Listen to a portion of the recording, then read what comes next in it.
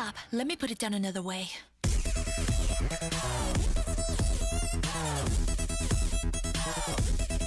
I got a boy 멋진.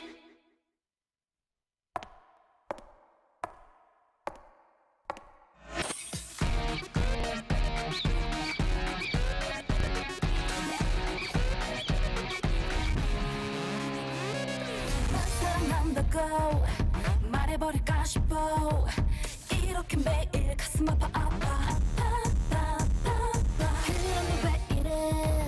네 앞에만 서면 작아져버려. 아무것도 아닌 애기 같아. 너만 생각하면 나는 마음이 좋아. 눈에 뜰 수 없어. Come on just do this yo. 날 따라해봐 이렇게. Come on come on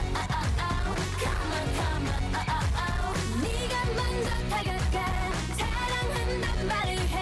이제 그래도 돼. 네가 먼저 시작해. 우리나라 대통령도 이제 여자분이 시대 뭐가 그렇게 심각해. 왜 안 돼. 여자가 먼저 키스하면 잡혀가는 건가. 그애에게 다가가. 네가 먼저 키스해. 이제 그래도 돼. 네가 먼저 시작해. 이젠 그래도 돼.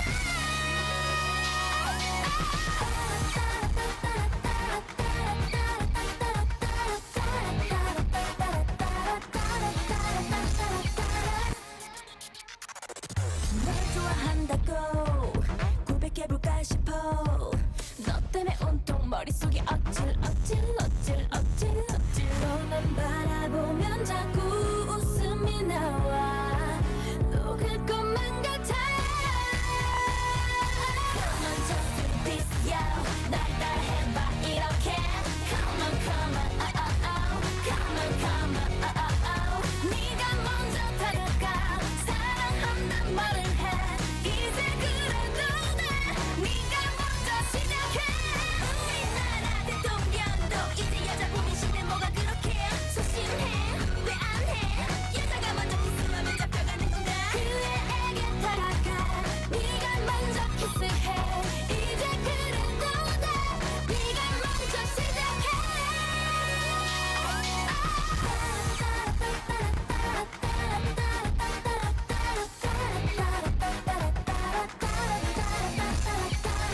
정하지 마. 하고 싶은 대로 해. 난 너의 모든 걸 다 갖고 말겠어. 널 사귀자고 할래. 널 좋아한다 할래. 널 사랑할래 이제. Come on like this. Come on just do this yo. 네가 먼저 해 좀 다르게. Come on come on 네가 먼저 다가가. 내 거라고 말을 해. 이제 그래도 돼.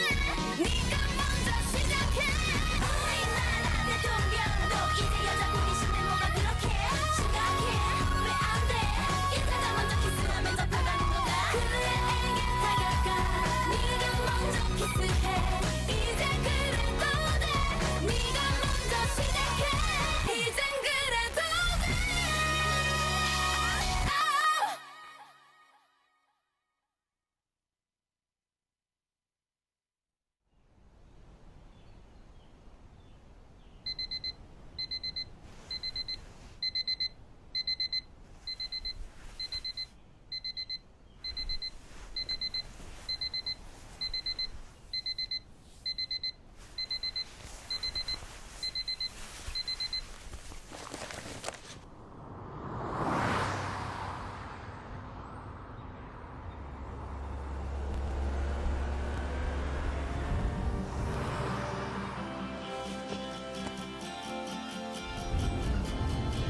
Hey, tell me what happened.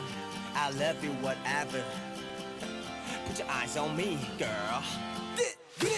언제부턴지 너와 난 몸이 건조해. 몇 분 못 가는 통화. 뜸한 데이트의 수. 기복이 심한 내 감정 탓일까. 머리가 아파와. 늘 해주던 까짓 이것은 잡기.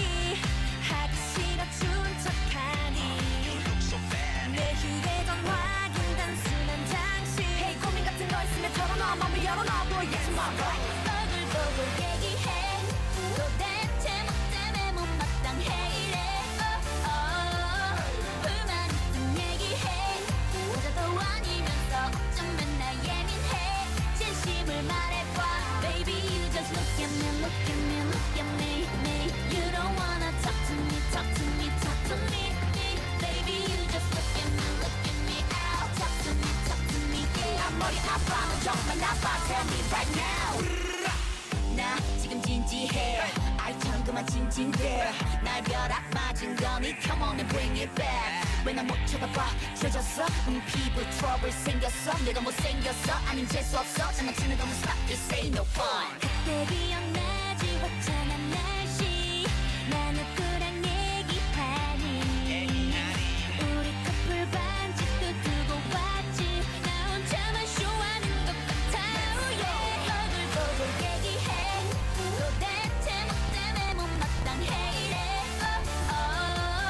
불만 있음 얘기해 여자도 아니면서 어쩜 맨날 예민해 진심을 말해봐 Baby you just look at me look at me look at me me You don't wanna talk to me talk to me talk to me me Baby you just look at me out talk to me yeah 머리 아파 너 정말 나빠 Tell me right now 점점 지쳐가 불러봐도 대답 없는 너 어디서부터 잘못된 걸까 내가 못된 걸까 날 순수했었던 그때로 돌아가고파 버글버글 얘기해 도대체 뭐 때문에 못마땅해 이래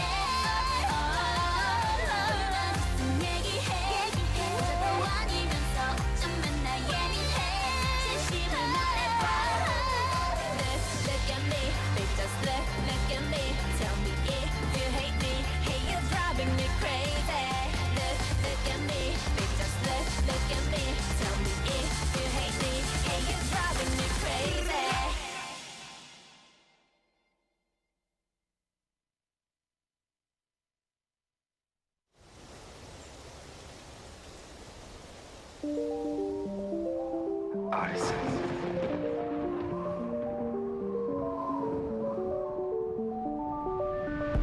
키보다 커져버린 슬픈 꿈들이 희미한 빛마저 가려도 헤매다 지쳐버린 아픈 영혼이 푸른 메아리로 노래해 아스라이 보이는 길 한 발 더 가까이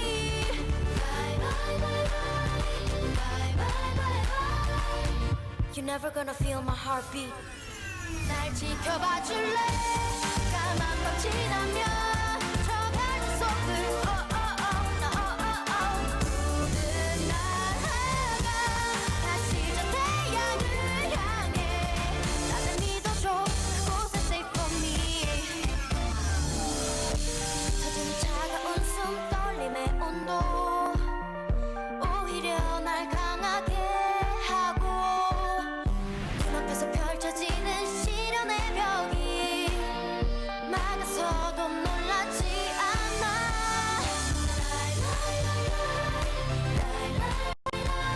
아스라이 보이는 길 한 발 더 가까이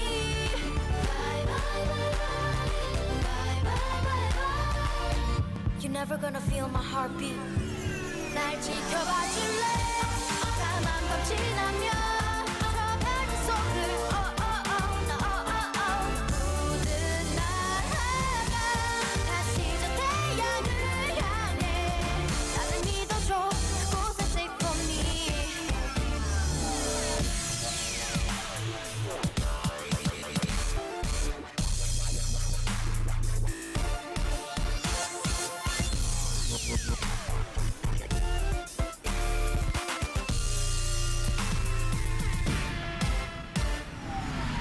귀를 기울이고 너를 기다려 바람결에 들린 너의 속삭임 풀리지 않았던 그대 탐미로 이제 날아오는 네 I just can't do it 뚜뚜루 뚜뚜루 뚜뚜뚜뚜뚜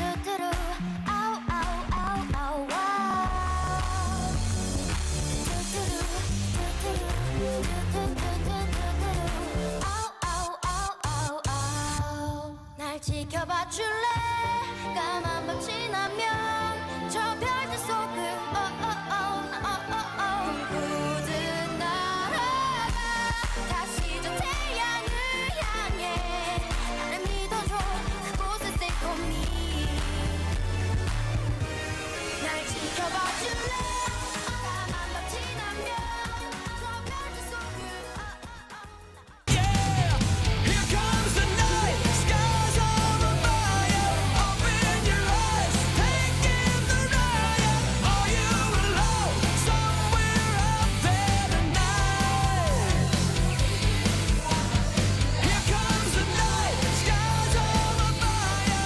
Open your eyes, take in the riot. Are you alone? Somewhere out there tonight. Greetings from Seoul, Korea, and welcome to GoMTV.net. We're covering some World of Tanks again, the Korean League. I am Tasteless, and I am not here with Artosis right now. Artosis is in Europe, and I'm here with Brendan. This is our first time casting. How you doing, man? I'm great, Tasteless. How are you today? I'm good. It's really exciting to be down here. We are in the second Korean League here. We did the Open last season. That was really exciting. Draki kicking a lot of ass back there. And now, World of Tanks, the scene has cemented a little bit more. We're here in the round of 16, Group B. Yeah, I mean, I've filled in a lot for actually Philip, who does World of Tanks Asia Season 1 Right. with Andy. So I only know the Singaporean teams, but the Korean scene, I haven't really watched it much, so I guess I'm going to get a treat today to cast these games. Well, when it comes to esports, Korea, excuse me, if you give them enough time, they seem to become the best at it. We've seen this in League of Legends. We've definitely seen this in StarCraft. We've seen it in Warcraft 3. And I think we're going to start to see that here in World of Tanks. World of Tanks has only been out in Korea for, I want to say, like about 4.5, 5 months. Yeah, about 5 months. So, again, it's very new down here. Some of our teams that were here in the Open were actually playing on the North American server before the game was even released. So let's talk a little bit about the scene that you've been covering. How is the Southeast Asian scene? It's not bad. I mean, I actually, to be honest, I haven't watched much else, so I have nothing to compare it to. But the teams seem to be really good, from what I can tell. They used to be very defensive, actually, and they're starting to get more aggressive. They're starting to use heavier tanks. It's a lot more fun to watch that league than from when I first cast it, so I'm not sure how that compares to the Korean teams. When we first started out, we had so much turtling, actually. Yeah. So much defensive play that it was pretty tricky when it came down to figuring out, all right, what are they actually going to do here? Yeah. But as we got past the round of 16 and then to the round of 8, and by the time we're at the round of 4, we saw a lot of rush strategies. It was pretty impressive. So I think we're probably going to see more aggressive play here than we saw last season. Yeah. In case you guys don't know, a lot of the origins or the big fan base for World of Tanks, because I know it's becoming newer in different regions of the world. It started out huge in Russia. Yeah. I think it came out of Russia, right? Or I want to say, I believe the company is. It's based if I'm in correct, Singapore, right? Or I heard it was. I believe it was actually based out of a company. The owner was from Cyprus or something like that. But I know that it's huge in the that whole region of the world with Russia, Ukraine, everything around there. So, but it's been expanding. It's been growing. Now, if you play World of Tanks in pubs online, or if you're downloading it right now, by the way, it's free, so you should definitely check it out. yes, definitely go do that. It's normally a 15 versus 15. So it's 30-person games here. Now, for the sake of esports, getting 15 people for one team alone to show up anywhere is a little bit tricky. Getting 30 people together in a studio to run a match, impossible. That's a tall order. So what we've done here, actually what Wargaming's done here, and I love, by the way, is that they've broken it down to 7v7s with a 42-point ranking cap here. So we got, we can go from tier 1 to tier 8s. We most often see about 6 tier 8s and 5 tier 8s and 2 tier 1s. But we have seen some variations of that, some tier 6s, some tier 5s even. Yeah, especially when we get the artillery pieces out. A lot of the time they're tier 6, so we see maybe like a tier 3 come out sometimes, and they can even do a little bit better against the tier 1s. So exactly. Different strategies. We've definitely seen a lot. I mean, the scene is definitely so new, especially. Is still evolving here, and in years to come, we're going to see World of Tanks be perhaps a very different game than it is right now. By the way, come down to our studio If you come down, as you can see, we're giving away all sorts of stuff. Tanks, gold. It's totally worth it. Entry here to our studio in the Gangnam area at Samsung Station, exit number 1 here in Seoul. Entry is free.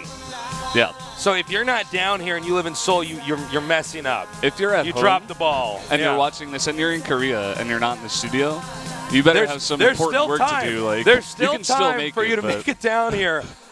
If you hurry, I would not take I take a taxi immediately and get down here because you can get a lot of awesome stuff. In fact, our Toasters and I just unlocked some Tier 8s. Oh, wow. I got an IS-6.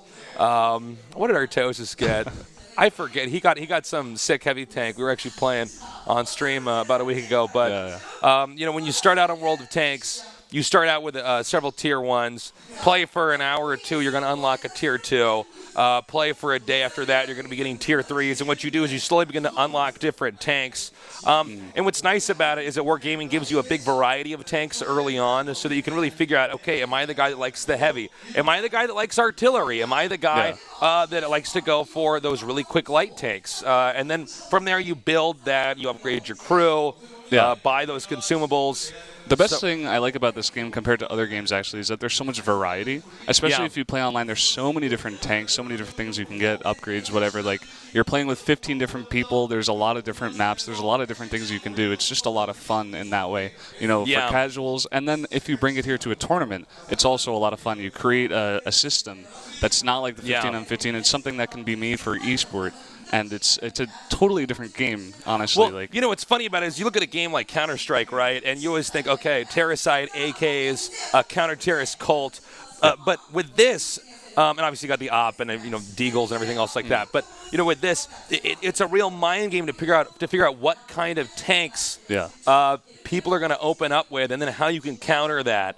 And of course, we have a huge map right here. I would say World of Tanks, for the length of time that it's been out, has the biggest map variety out of any game in the entire world. I mean, it's very young as an esport, and we have a big variety of different maps that require different play styles. And that makes the variety so huge with all the different tanks, and of course, like all the different things, like shooting a different area on your tank does different kinds of damage. You got to repair yourself, tons of different stuff. There's just so much different variety you can do. Like on a different map, you got to pick different tanks. You got to work with your team, and you got to move these big tanks through the whole map and just somehow find out a way to win. And that's the reason I feel like everything's like moving so quickly. Everybody's finding out the best way to do stuff. It's evolving so rapidly, and that makes it so awesome to watch. It absolutely does. Now, as you can see, it's not just the action going on here in Korea. As you can see, we have results here from Russia, Europe, Southeast Asia, and North America. And by the way, no shocker there to see Navi doing so well. Yeah, of course. Amazing Dota team. If you didn't know that, I'd be surprised. Now, as you can see here, this is the format we got right now. Now we've removed Abby and Ruinberg, and we now have Arctic region and Cliff. That's awesome. Like, I'm so glad they're incorporating new maps. Adding even more variety. It's really good to see. It's awesome. And by the way, I think getting rid of Ruinberg and on Abby was a great decision. A lot of people in pubs really enjoy Abby. It makes for some great games. But the problem is Abby fundamentally, as far as our toasts are concerned, I don't know what your opinion of Abby is, but I feel it's got too much of the defender's advantage. Oh, yeah, definitely. Going into That's that something where we've talked about so much. You're definitely right. Where it's just, why would you, if there's all this money and notoriety on the line, why would you rush into a situation where you're going to be, it's a fish in a barrel situation, why would you you're going to put be shot yourself down in a bad situation on purpose? Exactly. Basically. So today, we're going to have some very exciting games. I'm interested in seeing how the Draki Vipers perform. The Vipers did very well last season. Yeah, you were telling me actually before the cast, I didn't know much about the Korean team, so I asked Tasteless a little bit. I was like, who do you think is the best team? Who do you think we're going to see be really good in this league? And you said immediately, you're like, all the Draki guys are just really good, just even really for strong instance, teams. IOPBH, that was actually the champion from last season. They were just Draki before, but when it came to it, and you had all these really good teams out there that were all Draki, they started now splitting off from each other and making little micro teams because there's a lot of money here. People want sponsorships. People want to go pro. So we've seen a little bit of a diaspora here for the teams. Now, today's matches is going to be ARS against Freebie Druggy. And after that, we have IWK against the Draki Vipers. From there, it's best of ones from the winner's match to the loser, and finally to the finals, which we're going to end on Prokhorovka, which I finally casted enough World of Tanks I can comfortably say that map name on TV without being nervous. So, But when you said that, I was a little caught off guard because usually we call it Prokhorovka. Do you know the official pronunciation of this name? I'm going to go with Prokhorovka. Prokhorovka sounds kind of like the guy from Boston or something was saying it. I'm not sure, though. I mean, we'll find. Tweet at us. Let us know. I'm Call Me Tasis. What's your Twitter? At Brendan Valdez. All right. Excellent. And, again, it's going to be a really interesting game. So the first two matches here, or the sets, it's going to be 2 best-of-3s. So a little bit of wiggle room. When you get down to best-of-1s, you're just not allowed to make any mistakes. Yeah, it's one match. Like, it's you only have one match, 10 minutes to make it work, make it happen. Let's say you lose those first 2 tier 1s you're using to spot in that best-of-1, you're probably going to lose. You make one mistake, you basically lost the game. Yep. So a very unforgiving situation. Yeah. We're going to get our players, or teams, out here momentarily. We're going to get a little interview with them, see what their thoughts are being here in the tournament, their expectations for going into this match, and we'll be bringing them out shortly. And when this is done, they will be entering into their soundproof booths, so they will not be able to hear the Korean commentary, which we do have here in the studio. Yeah, I was very surprised when I came in here. There's always so many people at these matches. Like, yeah, well, World of Tanks is just taking over, man. And here are our teams now, our team captains, I should say. And we're going to get a short interview with them here. Oh my God, there he is. It's Sun Glove. You don't know who he is, but he's a legend. I want to see, does he have the glove on this time? Sun Glove. No, his glove is off. The Koreans call him Sundom. I take it he wears a sunny glove or a glove with He the wears sun on it? sunglasses and he's got a glove, but hold on. Okay. 아레테 유니스 연합으로 경기에 나오게 됐고요. 좋은 모습 보여드리도록 하겠습니다. 네, 오늘 16강 첫 경기에서 프리비 두르기 팀과 격돌하는데요. 준비는 많이 하셨나요? 네, 아레테 팀과 연습을 많이 했고요. 저희가 좋은 모습을 보여드리도록 하겠습니다. 네, 알겠습니다. 16강은 듀얼 토너먼트로 진행이 되기 때문에요. 여기는 He's saying that he practiced so much for this battle coming up here. 가장 두려운 팀과 가장 이기기 쉬운 팀은 어디인가요? 네, 저희 조가 조금 16강에서 제일 센 조라고 생각합니다. 그래서 만만한 팀은 없다고 보고 일단 지금 1경기 상대가 프리인데 프리 팀은 And it looks like we might be having some audio problems here, so I don't know if we're going to be able to get this entirely translated. But, point being, it's really exciting to have these guys down here today. And we should have this problem probably resolved by next time here when we do this. Yeah, I mean, I actually like this this setup where they bring the captains out and we get a little insight to what they've done, maybe what they've practiced at. And, it's interesting before the match. And do you get an interview after the match? It usually depends on if we have the time or not. Because there's been some moments where, we've had some very turtley games and they're not being that aggressive. They're just not attacking each other. We have draws. We have to go into the next one. They're playing on Abby or something. Right, yeah, they're playing on Abby, and we got rid of that map. So, we'll see. But, yeah, ideally, if we have time, I'd love to see their thoughts going into this. So, the guy that we don't see on the right, last season he played wearing a glove. On his mouse hand. I actually want to say, let me see here. It was on his mouse hand. It was on his mouse hand. I had to go back in my mind for a second. And he wore sunglasses. So, initially the Koreans called him Sundom because his last name was Dom. Yeah. Sundom. And then what happened was, Artosis, when we found out about this, we found out he's got a glove on, so we're calling him Sun Gloves. So we're going to see how Sun Gloves' team does going into this. He is the leader of the Vipers. Of the Draki Vipers. Of the Draki Vipers, that is correct. He seems very confident, actually. When he came up on the stage, he was like... This guy exudes confidence, man. That's Sun Glove, dude. He is a deadly nerd. 네, 알겠습니다. 그럼 16강에 임하는 각오 한 말씀. Yeah, look at him. He's got his arms crossed like a big grin on his face. He knows he's going to win what's these up matches today. Well, he did okay, and he did well in the last season. But in that final match, he brought out like stats sheets, all this stuff prepared for the map and everything like that. But it didn't quite, pull through here. didn't quite pan out. But it's nice to see teams and especially captains who care so much about this and bring out all the stats and Right. stuff. You know? There are some games, you know, like League of Legends. I've casted that before. Some of the teams, they just go in and sometimes they don't even scrim against some teams. I guess it probably has changed by now because as the team as the it's scene become grew, more professionalized. But back then it was just like, oh, we're just going to play solo queue, play by ourselves, and not even play with our team, especially in the NA scene. And a lot of people started complaining about that. On the NA server, if you play League of Legends, like nobody knows what they're doing. I mean, if you're on like solo queue, oftentimes it's like, that guy who's jungling thinks he's playing with the team. He's not playing with the team. No, he's playing with the jungle by himself. That's right. He's playing with the neutral minions in the jungle. Having a blast. So we're almost done with this interview here, and from there we will be going into this match.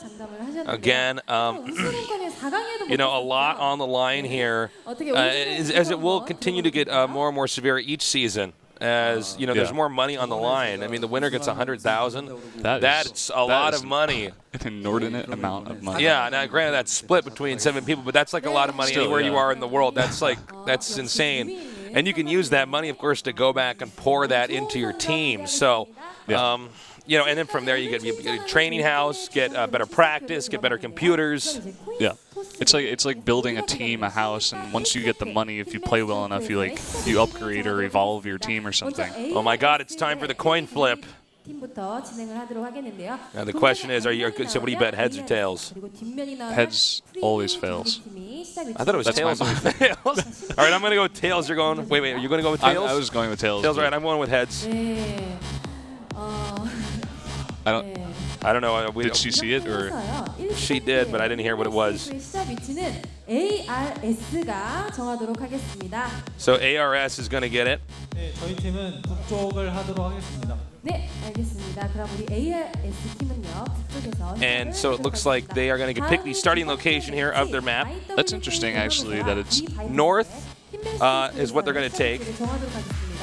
It's interesting that it's such a big deal about the coin flip, you know, and picking.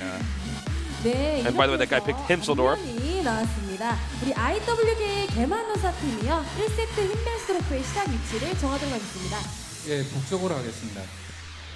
네, 알겠습니다. I think he said IWK north. 개만노사 대 Did he say north? Okay. 1세트 힌벨스로프의 대결은 IWK 개만노사가 Mike using my limited Korean to understand which direction they're starting. 내 팀에게 뜨거운 박수 부탁드리면서. And he did go with north. You were right. Brandon, look at you. 인터뷰로 다시 I feel very accomplished after that. So the next step is to let the players go ahead, walk away, and assemble their teams into the booth. Now they want to make sure that everything for them inside that booth is exactly like it is at home. So again, a lot of pressure here. The world is watching right now, since people know that Koreans are some of the best gamers in the whole world, and this is a new game out here. Like you mentioned before, like all the games that have started in other countries in the world, they come to Korea, and the Korean teams eventually become the best teams. Yeah, it's like, pretty crazy. That even happened with Street Fighter 4, actually, with Infiltration. And of course, Punko very good as well. Although this year, I guess, a Singaporean one. But no, it's really exciting to see. You know, that generally speaking, across the globe, if you give Koreans enough games, or a game and enough time, I should say, they're going to become so incredibly dominant at it. And, you know, to top that off, I think a lot of that boils down to a mixture of Korean culture. Korean culture definitely plays a big part in all of that. Yeah, a huge part. And then, of course, I think it's the perfect storm of the fact that also the city of Seoul is so dense. Yeah. About half of Korea's population is in Seoul. Yeah. Or in like the suburb right outside of Seoul, which you might as well count as Seoul, because Seoul is actually Basically a small-sized city physically, even though it's got a massive population. And yeah, I think that's a big factor that you got to keep in mind here. Now here's a little bit more information about ARS. And you can see, you know, who's the defender, the attacker, puller, ace, all that. And you can also see here, you know, what the win rate is when they bring them out, because even though there's 7 people on a team here, they do have ringers on the team as well, depending on the map and depending on, you know, do we need an artillery here? Are we going to need to bring out our best guy who's good at scouting with the T1 and avoiding tank shots? which also adds even more variety when you're bringing other people in. If you play with 7 people only, there's a team like this in the Singaporean League, or not the Singaporean, Tanks Asia Season 1, where they only have 7 members because they want to always play with only those 7 people. They don't want to factor in a bunch of other people, different play styles, stuff like this. But if you add more, maybe you have less time played together, but you also have more variety in what a person can do, what he's good at, and stuff like this. You know, I'm really interested in seeing where this where we go from here. Is that going to be a situation where we're going to want to have just 7 guys in a team for that tightness, right? Yeah, for that perfect amount of play time? Or is it better when you have the variety so a specialist can come into play? It's a really interesting question. Here is a closer glimpse here at Freebie Druggy, which just rolls off the tongue as a team name. Freebie Druggy. Freebie Druggy. Just say yes, kids. So, you know, we got, again, a big variety of players here. Yeah, and it seems like most teams opt for that full roster. Right. You know what I mean? Because, I don't know, maybe the way people are thinking right now is that if you have more of those specialists, it's better. Maybe certain players only play on certain maps. Right. And then if they pick that map, oh, these few guys are going to come in instead of these other 2 who only play on these maps, you know. It's a lot of stuff you can think about. Yeah. So, again, this is going to be a best of 3 here. We'll see if they use all the same players going into this or not, if they're going to rotate them out.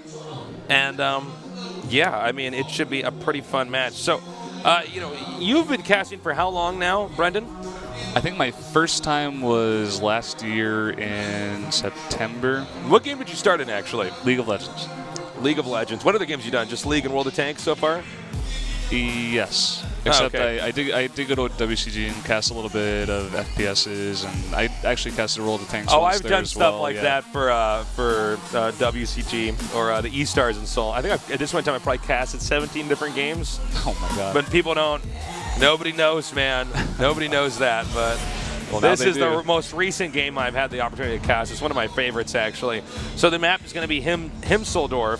Excuse me. Himmelsdorf. And ARS is going to be at the top. Freebie Druggy over here at the bottom. Now, ARS opted to pick the top here. Yeah. Now, things to note about this map, the right side, where the chapel is at the EF9 box area. That's big high ground area. You can do some sniping into the park from there. Pretty tough to get a heavier tank up that ramp. So we see a lot of times the T1s go up there occasionally with a medium to try to cover that location so you have some speed on your side. Over here on the left, where the train yard is, we do have a lot of sniping going down. I think the most common, at least in my casting experience, rushing like all-in, the all-ins that occur is usually down 7 lane here in the middle. Now, another thing that's also important to note, a lot of AMX 5100s, a lot of IS3s on this map. You don't always need as many light tanks as it's, you know, basically you need to have this a tank that's going to bounce shells from the front and be able to just have the manpower to push through. Yeah, that's a really interesting point. This map is so urban. There are so many different buildings and flanking positions. If you get into a position and you're fighting against a different team, you're going to have a lot of cover. You're going to need a lot of those heavy tanks that do a lot of firepower and are able to do a lot of damage to those tanks. And also on that left side, actually, in the games that I've casted, they do like to rush down that side for us. A lot of times the North team, if they want to go for a rush, they'll like slowly go through the train yard. And usually if the South team is not ready and they're not in position, the North can get a really nice position in the buildings, and you're pretty much screwed from there. Yeah, it's a tricky map. It is one of these maps where, you know, we do occasionally see tanks parking in the middle. Yeah, look at the park, but we don't see a lot of rushing through there. Now, what important thing to note is we're going to see no matter what, unless they go for something that's very unexpected here. This is one of these maps where it's 5 tier 8s and then 2 tier 1s. Yeah, now, almost every time. Almost every time. I can't really I mean, this is definitely not a map you want to go artillery on because the architecture of the map, I mean, there's just so it's not open it's so enough. rare. Yeah. You might think, what if they push an artillery up onto the high ground?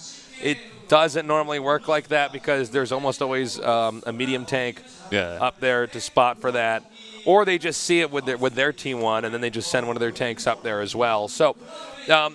Because it's a map that you're going to have 2 T1s on, you're always going to have one T1 on the right side of the map and one T1 on the left side of the map. Yeah. Now, occasionally those get picked off, and we have a team that's moving through here trying to secure the other team's base.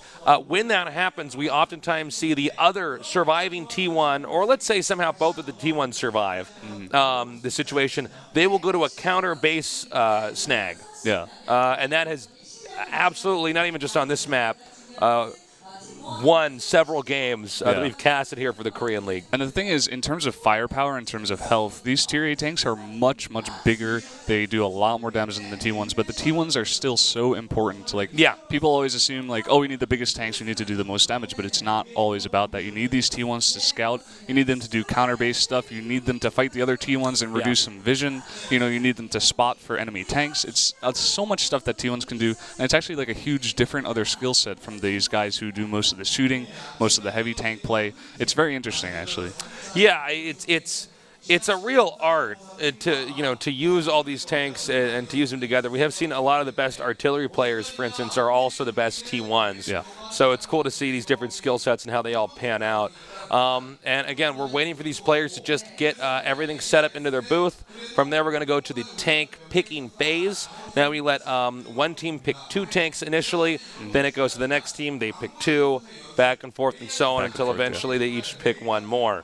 And now there's a real, well, I should say a lot of strategy when it comes to picking out those tanks, because do you show them, for instance, in this map, I predict we're going to see T1s picked right away, or one T1 and then like an AMX 5100 or one T1 and an IS3. But we have seen strategies where 110s are used on this map, or occasionally other different kinds of tanks. So we'll have to see. But there is an art to picking out each tank and what order you do it in. There's so much of an art because there's so many different things you have to take into account. What strategy do you want to do? What map is it? Do we need heavier tanks? Do we need lighter tanks? Do we need more mobility? On this kind of map, it's so urban. Most teams that we've seen either go like 5 heavy tanks, maybe 4 in a light tank, maybe 4 in a medium tank. That T69 is so popular with that kind of strategy. But also with the tank picking thing, you see what the other team is picking. Right. And then maybe it counters your strategy or something. Maybe they pick an artillery and you have to pick a different tank to counter that. Everything in the tank picking phase, in which tanks you need to pick, what you want to pick, who's good at which tanks, it's all factored in here, and that makes it a lot more interesting as well. Yeah, it's going to be a lot of fun, especially as we get farther and farther in this tournament to see who's going to be more dominant. We have a lot of new teams here in this season that we didn't have prior to this, and a lot of them were old school teams. We already saw Shield here. That was a team that Bisu from StarCraft was on. And they did not perform as well as people expected. Yeah. So it's going to be cool to see who's going to be more dominant here as this starts to unfold. And we are about to enter into the tank picking phase, and we're going to see what exactly they got in store for us. Going into this, do you have any, I know you don't know much about these teams, do you have any major predictions here for who you think is going to win in this first best of 3, or what the results are going to be? Honestly, I don't know either of these teams, so I'm not sure which team, which styles they have, which maps they're going on, but of course, that's all factored in as well. It is. Also, with picking maps, I'm not sure if it's the same here, but the way we do it is like the teams take turns picking map based on if you're home or guest or. Right. Well, it always starts out for us here with the coin flip, and then they pick that map, and then it's usually loser picks.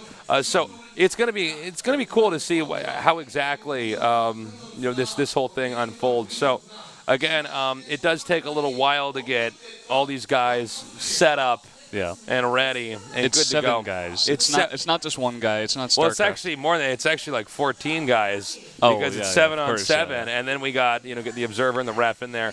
But it looks like we should be getting pretty close to getting in there.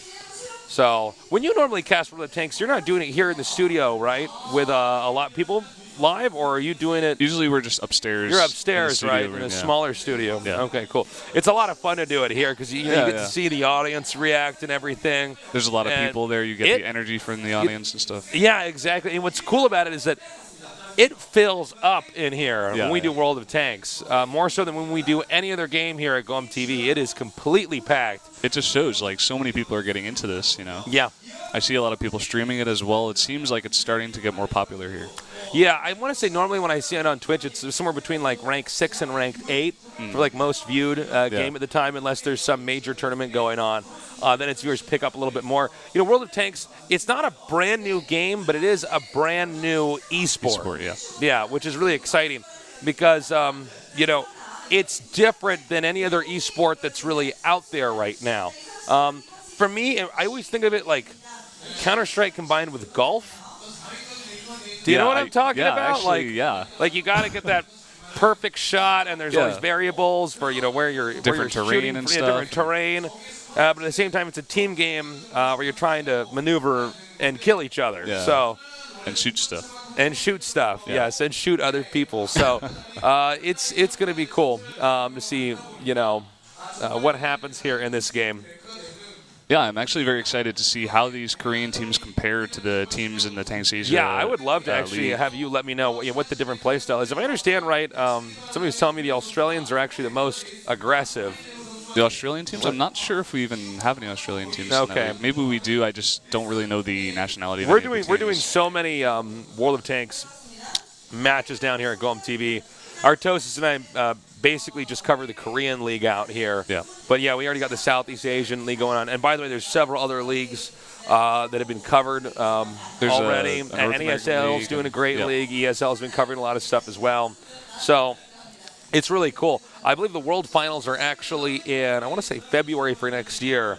And that's going to be really exciting to see who's actually going to be crowned, who's the best. Yeah, the champion here. And which kind of different meta styles, which strategies do these different teams use? It's all going to come together in that World Final. That should be, for me, that's like the most interesting thing. I don't know about you, but like all these strategy games, like this is technically a tank game where you're shooting stuff, but it's really more about strategy. You know, there's stuff you got to move your mouse, like you gotta shoot, you gotta have good aim, you gotta have good mechanics, but also a lot of strategy goes into which tanks, you know, the teamwork, a lot of different stuff, and that kind of thing, and how different team strategies compare to other team strategies. That kind of thing is always very interesting for me. You know, one of the things that I love as far as the game mechanic goes for this is the fact that once you turn your tank, your aim expands. Yeah. So you really have to be pointed in the right direction. You have to be able to preempt the other team, and it looks like we are finally there.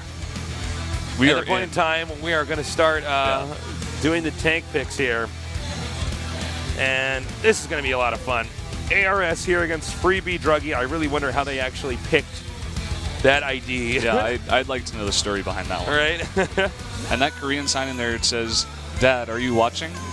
Hopefully Dad is. I also want to know about that. Well, that's pretty cool. We have seen a lot of family members actually show up down here in the studio, as well as just friends of the players. But a lot of people are also just showing up in general because they're fans or they want to get that gold. And you gotta get that money. You gotta get that gold, man. Money's pretty cool. So many gold diggers in the studio right now. Like. Lots of gold diggers down here. And it looks like it's finally time to begin the tank selection. Now, again, I'm predicting the T1 and then some heavy. Nope. Okay, so ARS went with 2 T1s. Let's see if Freebie Druggy responds with their own 2 T1s. That is something we see very often because they don't want to, you know. Wow. Well, actually, we have a tier T69. Tank. Yeah, T69 picked right off away the here. bat. Okay. And it's going to go back to ARS. Now, they can only pick tier 8s, and this is not a shocker. 2 IS3s. Yep, this very tank common. Very strong on city maps, urban maps. I'd like to know the reasoning behind the T69 pick, like right at the beginning. I mean, it doesn't really affect much. What really surprised me is we now have 2 T69 picks. Yeah, that's actually a bigger deal, you know. Which historically we see mostly AMX 5100s and IS3s here. Yeah. Now, how is ARS going to respond here? Two T69s is not radically different, but it is a little bit new here. 1 T69 from ARS, that's not a shocker, coupled with the AMX 5100. Response to that, IS3 and AMX 5100 for Freebie Druggy. And now we're going to go to the final tank picks. Will there be any wild cards? The ARS T69 pick, I'm wondering if that's a response to the 2 T69s that were picked, or if that was just what they wanted to go with. Because in the Tanks Asia League, a lot of teams actually like to go 5 heavy tanks almost all the time on these urban maps. So I'm wondering if that's something they had planned, or if it was just a response to the 2 T69s for Freebie Druggy. Now remember, guys, this is a best of 3. So there is some wiggle room here. Yeah. But again, when we get to the best of ones, it's going to be very unforgiving, and the maps are already pre-selected. Yeah, I mean, in the best of 3, it's still only, a best of 3. Yep. All right, let's get ready.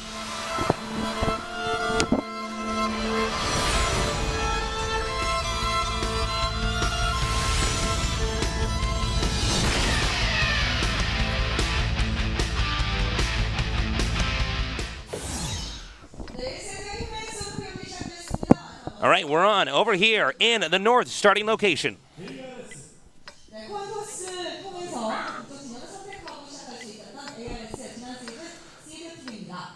자, 이어서 남쪽입니다. And their opponents over here in the south. Freebie druggy. All right.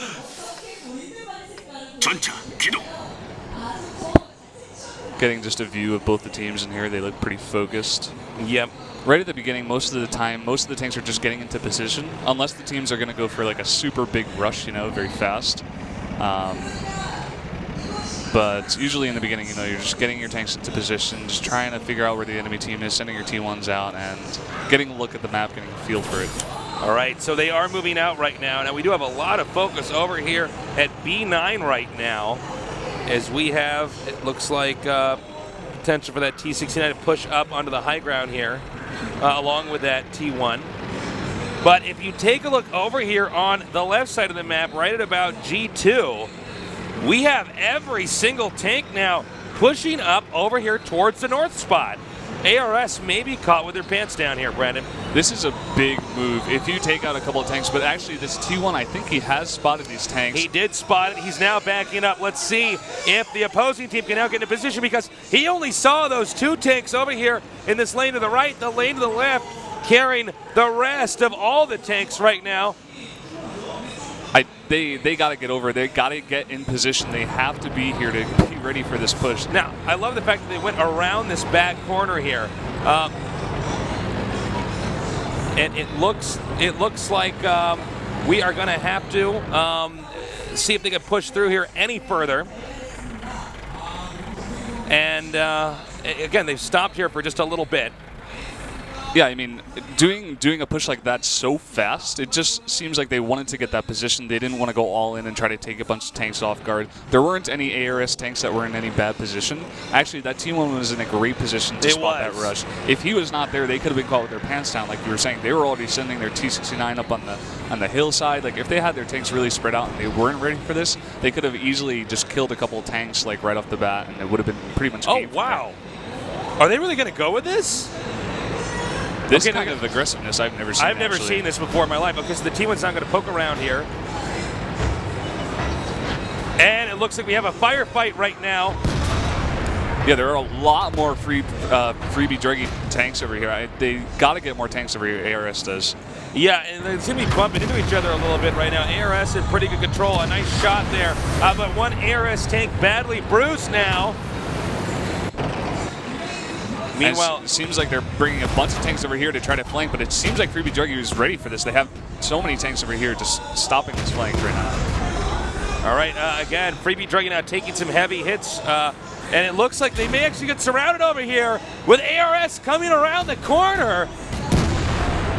Oh, they're being caught with their pants down here right in the middle. This is a huge flank. I think a bunch of Freebie Druggy tanks are going to go down here. Well, it looks like they're going to back now into this corner. ARS dominating right now, as there is no way, with the amount of time it takes for the turrets to turn on these tanks, should Freebie Druggy be in any condition to win this match. Freebie Druggy is just sending a couple of their tanks to the base, but it's getting stopped immediately. I'm not sure what they can do here, actually. But ARS is actually dropping in tank numbers. I gotta say, in the firefight, they handled themselves very well. It could still be anybody's game right now. We have 2 AMX 5100s gone and an IS-3 for ARS. And a counter base capture, which could be the game changer right now. ARS taking that bottom base and also sending a T1. Now, at this point in time, ARS wants to buy time with that IS-3 for as long as humanly possible. But at the same time, it does look like Freebie Druggy right now is doing a base capture of their own and with more tanks. Yeah, Freebie Druggy has the tank numbers. They already took out another tank. I think they're going to take this game here. Yeah, they're looking to be in pretty good shape. Freebie Druggy now coming down here to this T1. Yeah, I was going to say cannot do anything against that one tank. And this is going to allow the base capture right now, which only has 10 seconds left here to be completed. But actually, it's neck and neck. Hold on, 6-5. Oh, my God. This actually could be a draw. This actually could be a draw. It might be close enough. Okay, it's a draw. They both captured each other's bases. Wow. Wow. What a way to start the games here. Like, Can I just say that was like a really hard game to cast? Yeah. I love the space down here, by the way. What is that terrible. comic from, by the way? I don't know, man. I've seen it before. I don't know what you it know what I'm is. talking about? Yeah. One of those. It just cracks me up. Now, that was a tricky game to cast because I got to say, I thought Freebie Druggy was outpositioned there by ARS. They got cornered in the middle of those buildings. Both of the ARS groups came together. What was interesting about it was that there was one or two ARS techs that drove into the fray, which I did not feel to be particularly necessary. Yeah, it seems like they got a little excited, maybe, and they just went too far in, and then they just, they started coming down. But that was very well played going for that base capture, like, at that time. Yeah, normally we never have a draw that is because they both captured each other's bases. Normally it's a draw because we ran out of time. Yeah, and you have the same tier numbers. Exactly, and we didn't. Nobody had a very big enough tier advantage. You need an 8-tier advantage, by the way, in order to get a win if you don't end up killing each other off. But that was a complete bloodbath that actually I thought was going to end with all the tanks being killed for one team. Yeah. But instead, actually, it ended up in a double base draw. Yeah, but that was weird, though. Like, I think it was Freebie Druggy that had, like, half a second on the other team, but technically both of the bases were captured. Well, one of the ARS tanks was shot down in the counter. Yeah. So I think had that not been shot down, it could not have been a draw because one would have had the definitive capture first. But because it was about a second difference, it said enemy base captured, and then boom, the next one said enemy base captured. But that game was, we will probably not see a game like that again today. Yeah, I mean that was that was a good way to start the night, man. That was such an exciting game. Yeah, it was fun. So when we get a draw like that, we go ahead and we go to Himmelsdorf again. Yeah, we replay the map. And we see if we can get a different result. Now, here's one of the big questions you got to ask yourself. Do they have a plan B on this map, either of these teams? I don't know. It seemed like, who was that, ARS? They wanted to send their T69 up on the hill. They wanted to be a little bit more defensive. But Freebie Druggy was not thinking like that at all. The problem now is that on this map, Freebie Druggy, their strategy has been revealed. Exactly. And ARS is going to send their T1 even farther forward for this possible same strategy. If they do it again, ARS, they're going to talk about it right now. I'm sure they're talking about it right now in the mics. They know how to resolve that problem if it happens again. Well, ARS opened up in a very standard defensive posture. Yeah.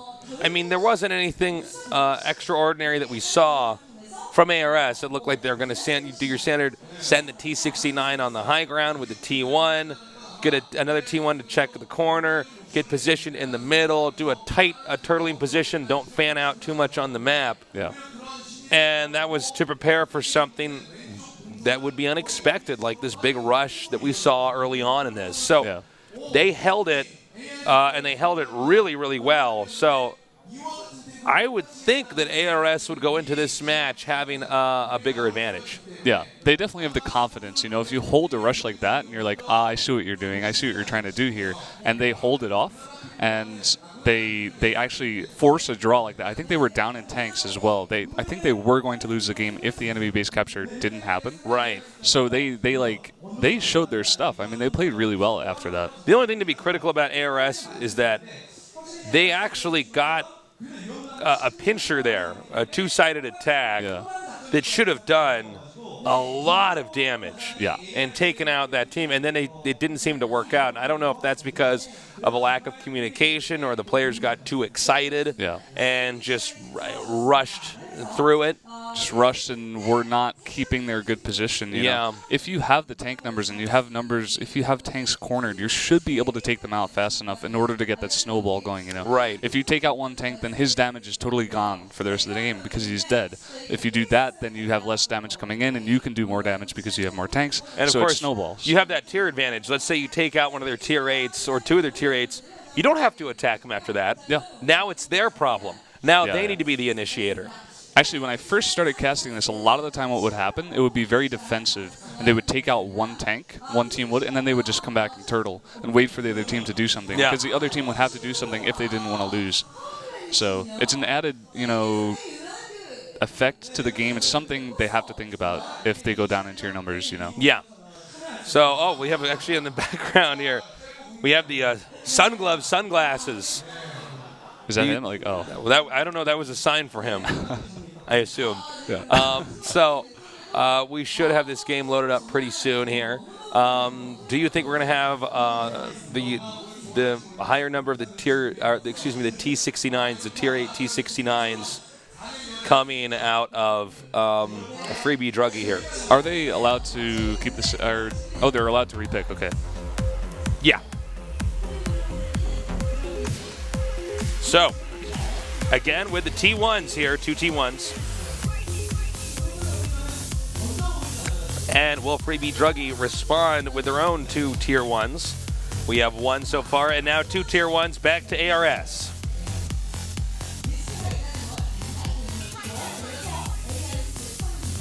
ARS still deliberating right now. An IS-3 as well as another IS-3. Same tank picks for ARS here, actually. T69 and an AMX 50-100. Back to ARS now. Will they go with the AMX 50-100s for their own and perhaps a T69? T69 it is. All right, I'm Miss Cleo over here, man. Look at me. Freebie Druggy, IS-3, maybe another IS-3. All right. Yep. 2 IS-3s again. 2 IS-3s. And the final pick for ARS, and after that, it'll be for Freebie Druggy, an AMX 50-100. Very conservative play from ARS. Yep. And Freebie Druggy does go for that second T69 a second time. Yeah. It's interesting. I would like to know the reasoning behind that as well, It's such an urban map, and you got that mobility with it, Yeah. That could be a factor. It's good for taking control of certain key areas on the map. They might think that, the high ground, if they can get there fast enough and get their T69s in a position that the heavier tank wouldn't be fast enough to get to. Right. And maybe if they take control of that, then the heavier tanks can follow up. All right, it looks like it is time to get this game going. Let's go ready for more World of Tanks action here at GoldenTV.net.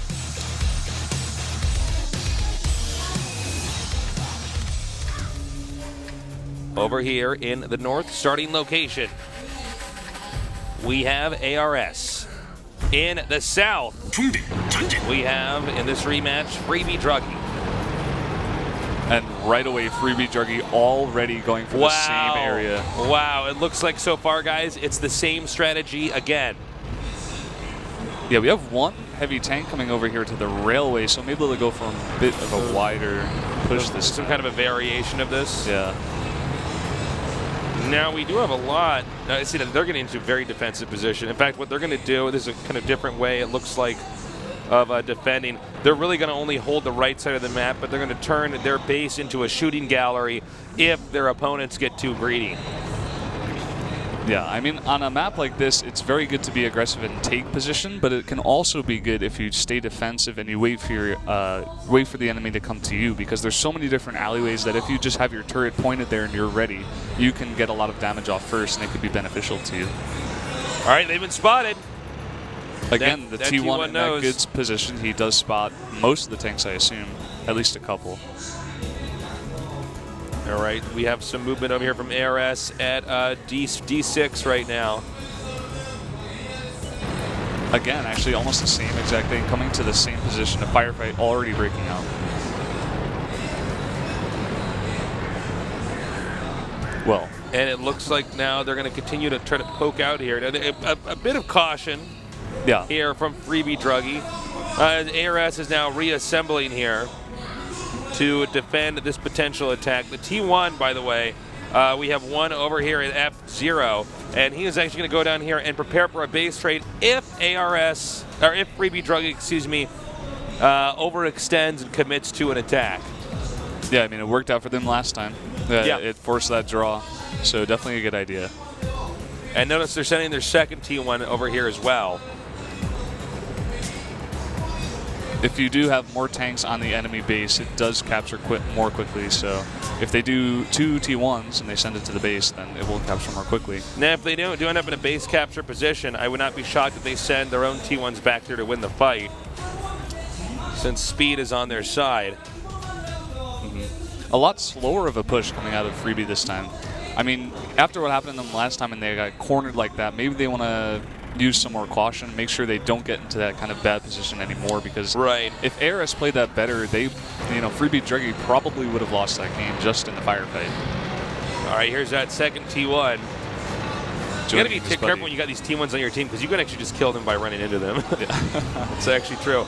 And they are edging for it now. No, they have their own T1s with them in case, so they can get more occupied onto that location and win in that base timer. Already 2 tanks on the base. They're probably going to put that third one on there. All right, that's going to drop this dramatically. We're now below 30 seconds here. ARS needs to respond and respond quickly. Edging forward right now.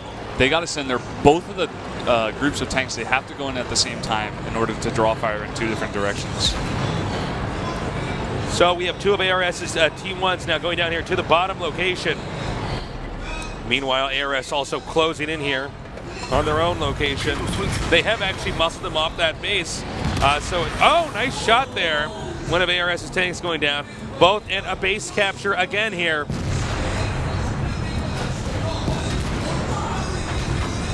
And I don't think there's much left for this one IS-3 here. Yeah, I mean, I'm not sure what he's like. Why did these 2 tanks come alone down the railway, down the middle of the road alone?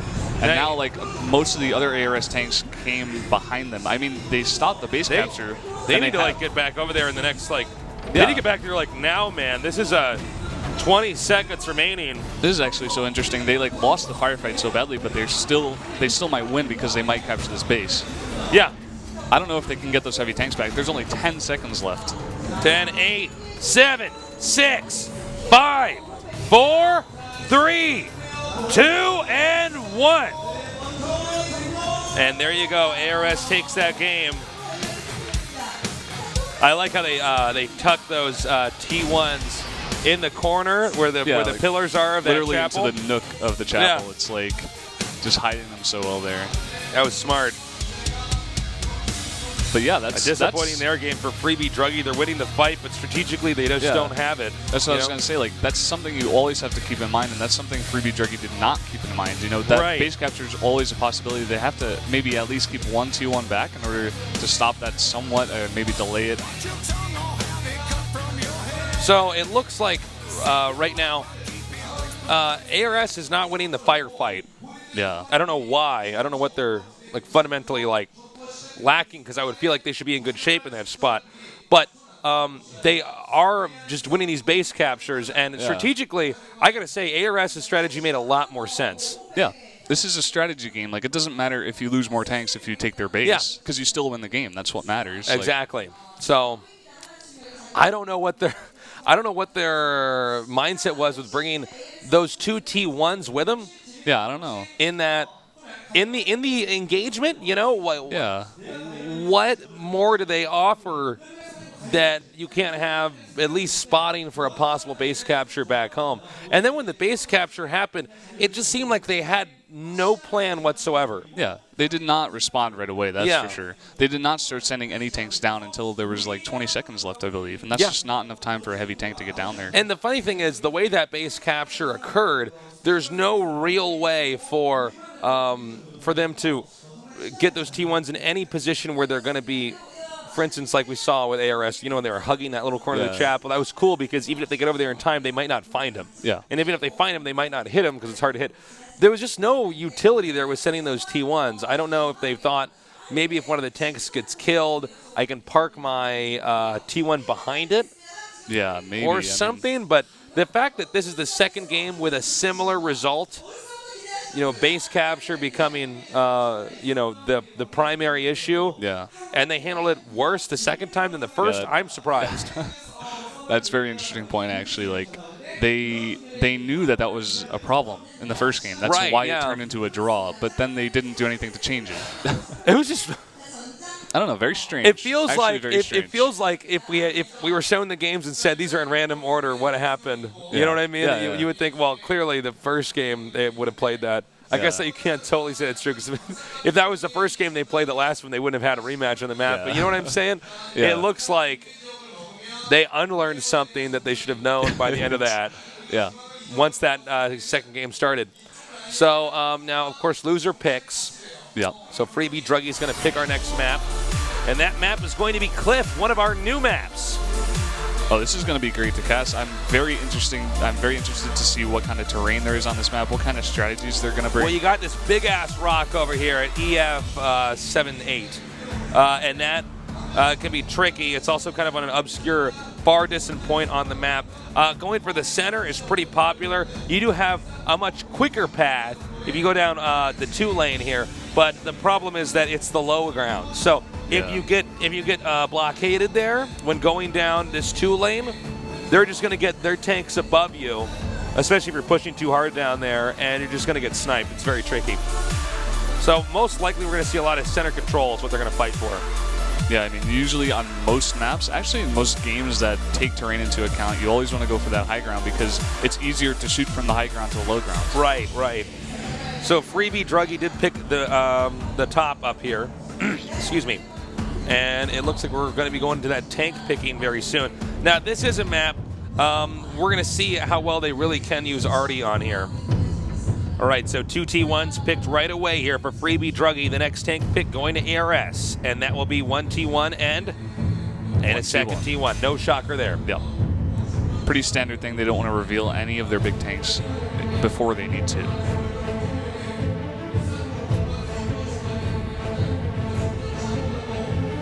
I was wondering originally why the map was called Cliff, but it seems like there's a big cliff that comes along the side. I think they named it after that cliff. Yeah, I think that's so. what I'm thinking. I was thinking about it. It took me a while, but I got it. I got it now. You cracked me up, man. We got a T69 and an AMX 1390 here. Again, speed can be very important on this map, especially if you're going to try to go for center control.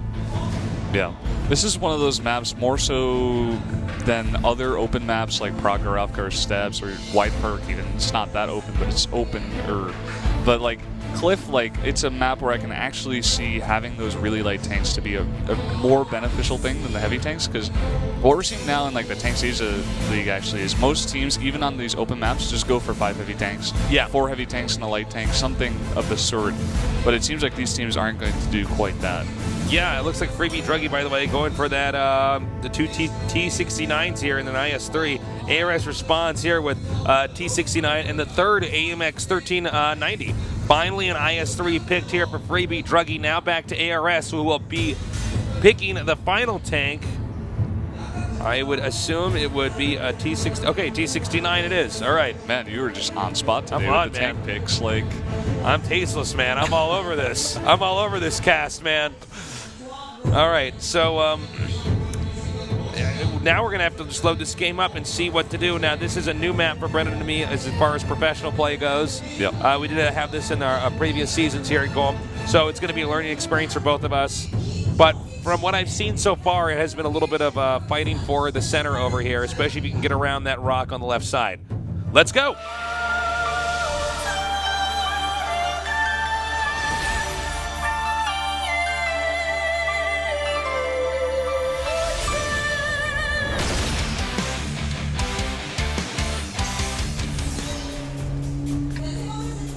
Over here in the south starting location, we have ARS. ARS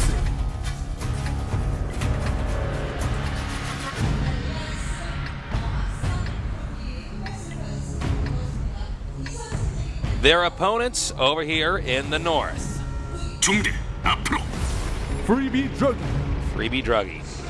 We already had some pings going down in that upper location, so I wouldn't be surprised if they do just what you said. Yeah. They are listening to your cast and picking the same I'm tanks glad that you they've want. been watching the show. I'm glad they've been watching the show. And we are going to have this rush over here in the center. Now you got the big rock on the right and the little rock on the left. You can try to go around, and actually, I don't think we have any real movement here from Freebie Druggy right now. I mean, they are on. I guess they just seem to kind of move up here a little bit slower, so I'm a little bit surprised. I think the position here should favor ARS, but we'll see.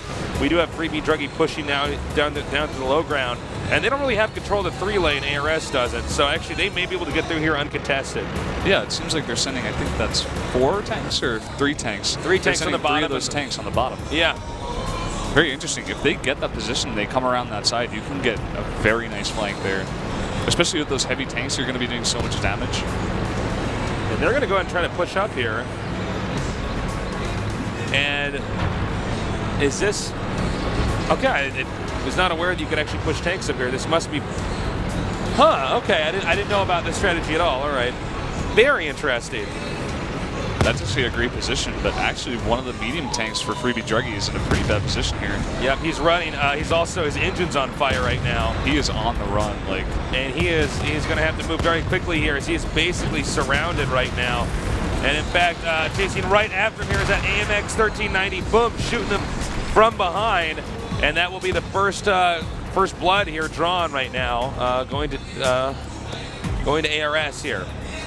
Yeah, I mean, he did do some damage before he died, but just being in that position and already dying, this is going to give Freebie Druggy a pretty big lead here. Yeah. So it looks like now they do. Right now, Freebie Druggy does have control of the left side of the map, but I do like how ARS is retreated behind the rocks, now entering some of their tanks into the town here at the bottom side. Yeah, like we said before, because Freebie Druggy has lost 1 tank, it's up to them. It's their move now. They have to force it. They have to kill a tank in order to even it up. If they don't, then they lose. Yeah, exactly. I don't think, to be honest, that Freebie Druggy can do a base capture from here. Yeah, I don't think think that so. From the town with all these rocks up here, I think they'd just be shot down pretty easily. So this should be a match that either ends with a point advantage or ends with an all kill. And already ARS backing up even more, trying to come around this rock. We got a T1 versus T1, one wing T1 here. Got to be very careful because let's say that ARS loses that T1, and then it's a 7-point advantage, which is not enough to deem it a win. Exactly. ARS with their backs against the wall right now. What's their next move going to be? It looks like they're just going to defend. That's going to put Freebie Druggy with the pressure on right now. You can see some of their tanks already a little bit bruised here. Yeah, already a lot of tanks have lost a bunch of damage. I mean, when that guy got caught out of position, I think it was, well, it's in Korean. That one Freebie Druggy tank, he got caught out of position. A lot of firing went down, but besides the other tanks taking a bunch of damage, no one else went down besides him. And they continue to back up here, and I think they might just try to wait Freebie Druggy. Now they got to keep those T1s very safe. This is a point in time where you don't want the T1 to die. Yeah. This is unless like you kill one of their T1s. Yeah. The most important time for T1s is like this right is a tank where if it's accidentally bumped into it, it dies. So like literally, guys, I'm not exaggerating that. This is a very fragile tank. It starts raining, and all of a sudden, all the T1s just die. You can't even believe this thing ever fought in a war, can you? I mean, it's that weak, guys. Yeah. All right. Freebie Druggy right now still trying to kind of, it looks like come up with some kind of a plan. Now, we have the AMX 1390. Looks like it wants to whip around here and try to gun down the T1 that's hiding over here at C7. That would relieve some of the pressure of losing a T1, because if they lost one then it would equal up to 8, you know. Okay, so we got this, I believe that's their IS-3. Going to try to peek over the hill. Now, you got to be careful when you're doing any tank over a hill like this, because as the treads come up, it can be hit through the bottom, hitting the engine actually. So you want to be really careful about that. Now the AMX 1390 wants to poke out here again, as I said before, and kill that T1, which is now retreated. I don't know if they're actually aware of that just yet. regardless, taking a pretty good position here at the top of the cliff, you know, at least spotting to see if Freebie Jerky wants to go for any kind of flank, you know. All right, they're continuing to push out here now. Gotta be careful, careful. Okay. You don't want to tread yourself there. Oh, that guy he actually took some damage. Yeah, 215 damage just from falling off the cliff. Okay, it looks like they're going to try to go around here now. Note, very carefully, ARS has hit one T1 over here at J2. And it looks like they're all going to try to sneak up around here. But it does appear that Freebie Druggy is privy to this, or at least has a hunch, as they've moved back now into the defensive posture. Excuse me. We're at the 420 marker here, and time is running out. Again, right now, ARS... Well, actually, I take that back, because ARS did lose a T1. Excuse me. So that's a 7-point advantage. So right now, that's why ARS has to act quickly here. I mean, it seems like after they had that little firefight, they just backed off and were a little defensive. ARS, I'm not sure why they let one of their team ones die, but it happened. So now both of these teams are in a position. Yeah, I don't think so. But both of these teams are in a position now where they have to make something happen. If they don't want it to be a draw, if they want to move on from this match, they need to make something happen. They need to kill some of these tanks. All right, we got the AMX 1390 now coming around here. Going to try to get behind this rock. Looks like that was a whipped or a bounced shell. And does get behind that rock. Really nice play here.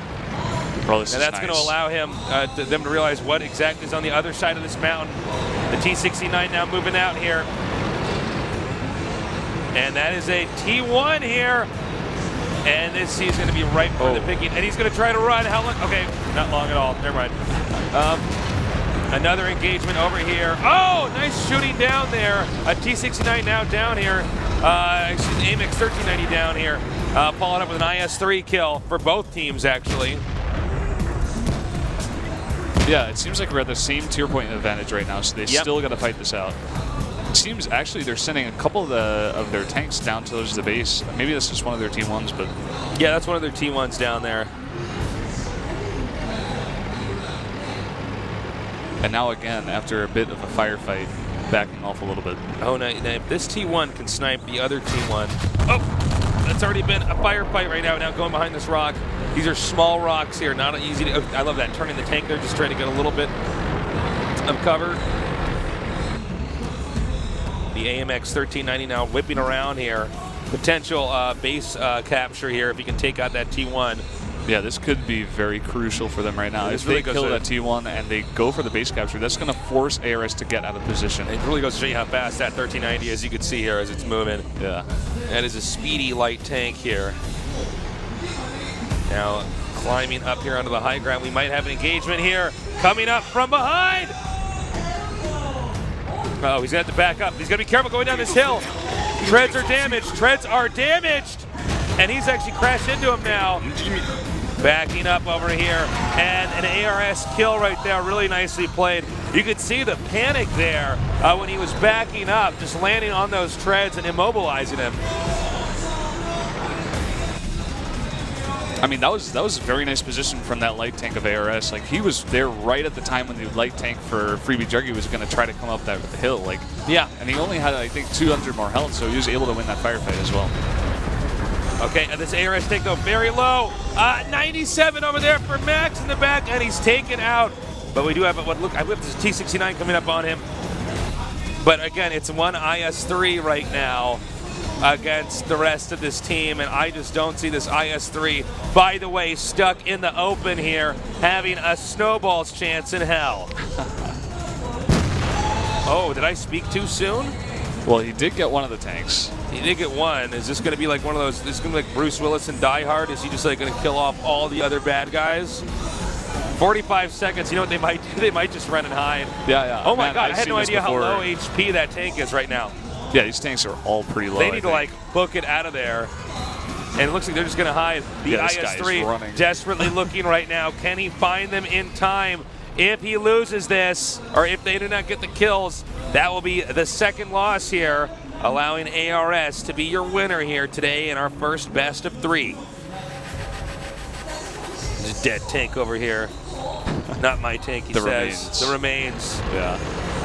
This is so good, actually, that they have these light tanks left over at this. because He's they're gonna- able to run. Yeah, he's just going to go down by this beach. Just don't fall off He's that going edge. on vacation. Like, he's enjoying his victory on the cliff. All right. Well done. A well-deserved win there from ARS. And I got to say, those are wins. It wasn't just aiming. It was with strategy. Yeah, that They is a really strategic played win. well. That Yeah. is something that so much thought, different strategies were played there, and it's so much to cover right now. That was one of the best of threes I've actually ever seen. I mean, they played so well. And look, they could have still killed that IS-3, but why would you risk that when you can just hide? Yeah. The IS-3 is not a fast tank compared to something like an AMX 1390 or a T69. It was a brilliant series, and of course, that first draw and the second game was really cool as well.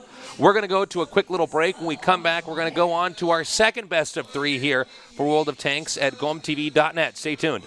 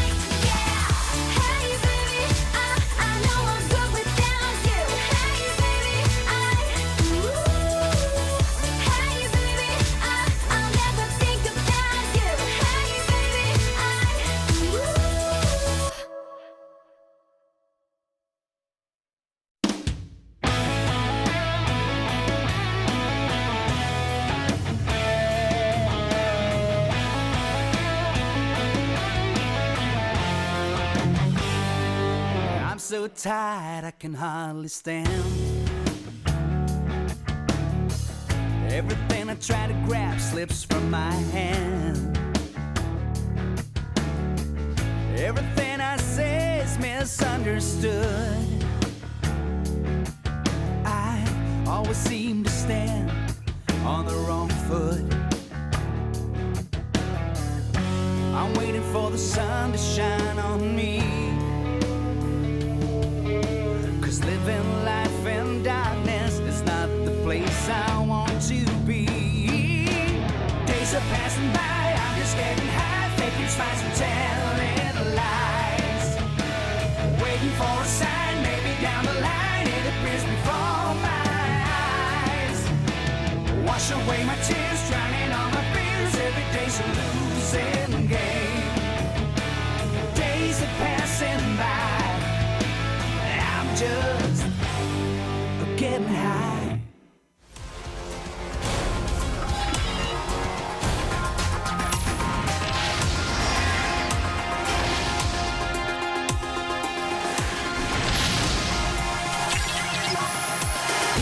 The wind is gone.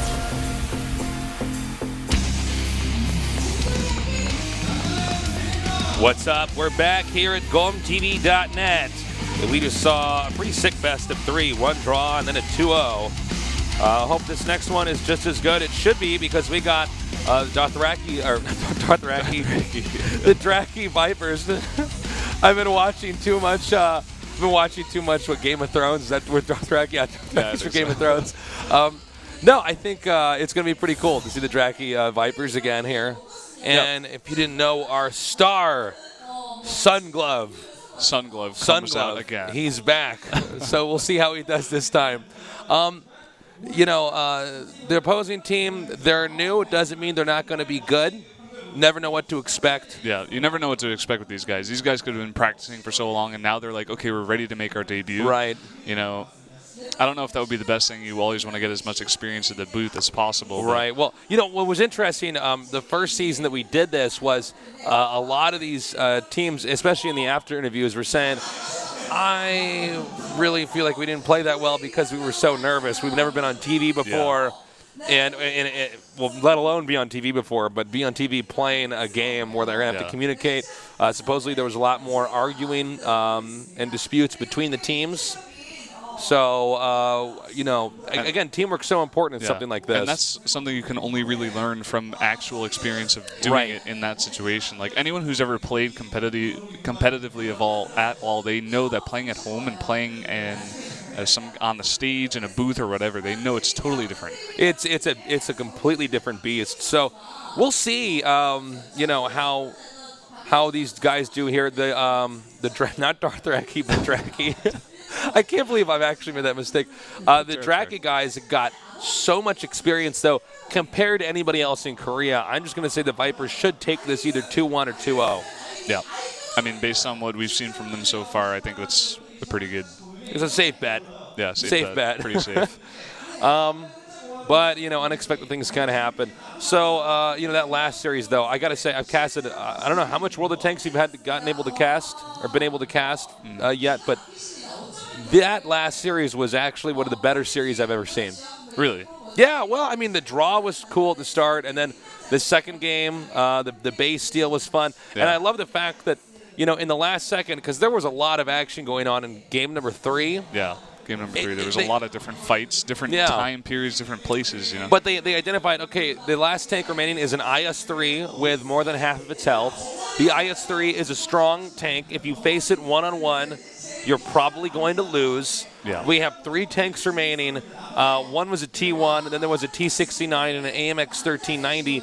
And the AMX 1390 was way low on health. The T69 was way low on health. So they just hid from that tank. You only need an 8-point advantage to win the match. So they made, I think, the smartest possible play they could have there is to just avoid contact with that tank, take cover, and wait it out. Yeah, I think And that specific situation, that's like what you had to have done, you know? Yeah. These two light tanks aren't going to, or I think there was a T-69 maybe as well that were really, really low. They were not going to face that heavy tank one-on-one or even two-on-one. Like, it's just not possible. Well, it's just not worth it. What if what if they kill those two strong tanks and then it becomes a draw because there's not an 8-tier advantage and then you have to restart? It's like, why do we let ourselves get into that position, you know? So, we'll have to see what happens in this best of 3. But, again, a lot on the line here. We already have the players in the booth. And as soon as we're ready to go, we will go. It will be time to start this. We will go into it.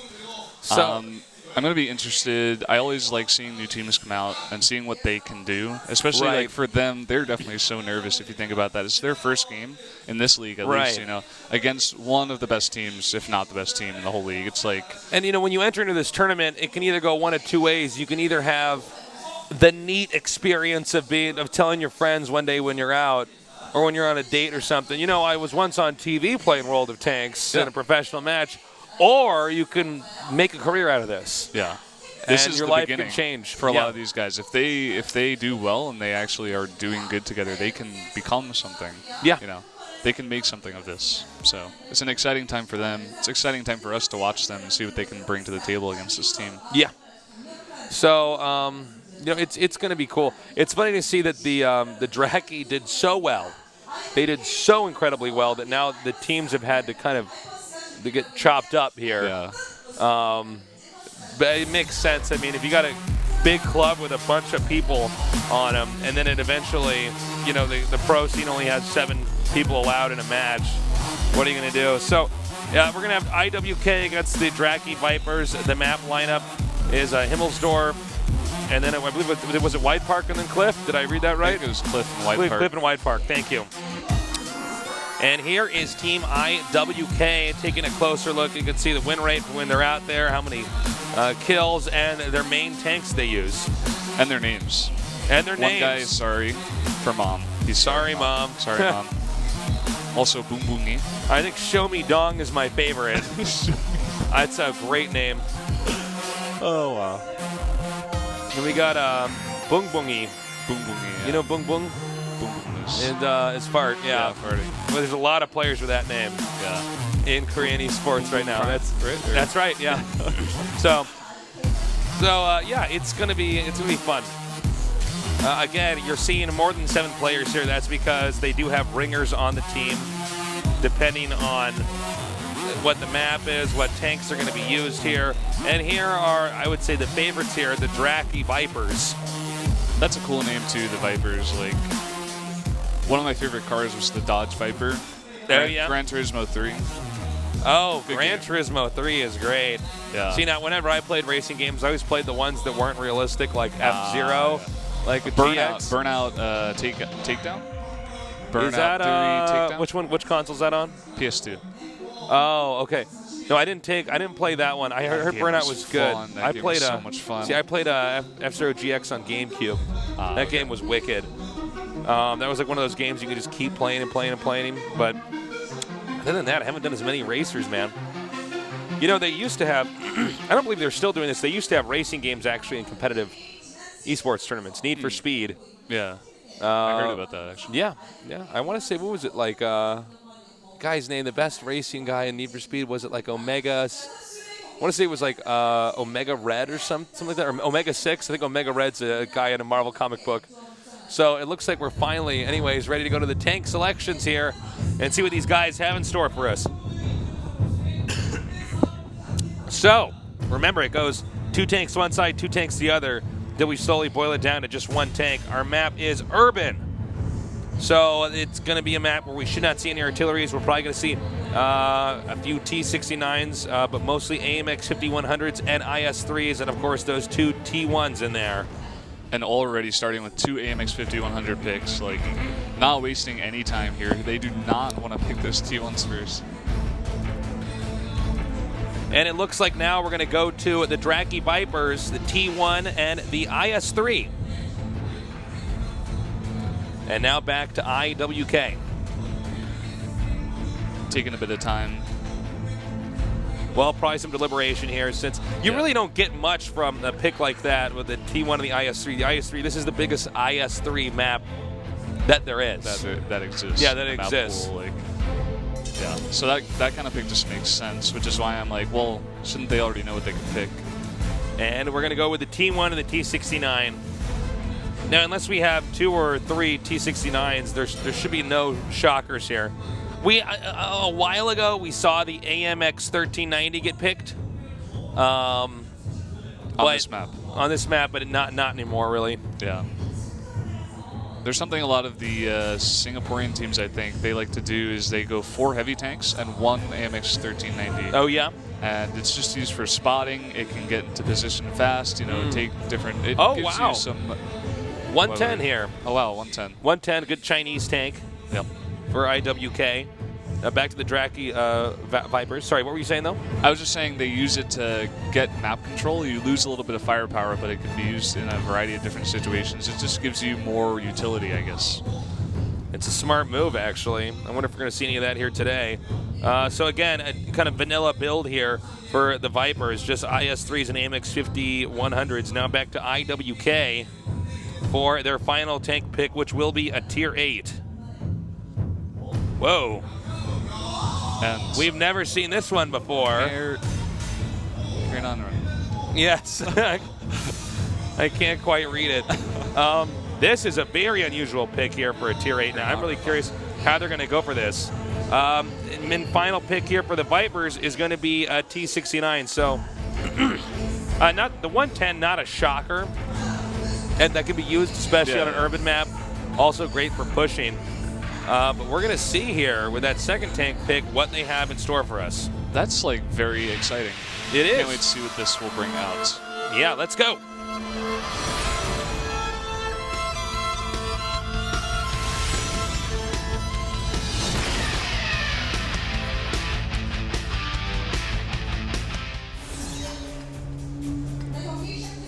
Over here in the north, starting location. 아이언 워리어 고구려. So I guess that's the full name for their team. Mm-hmm.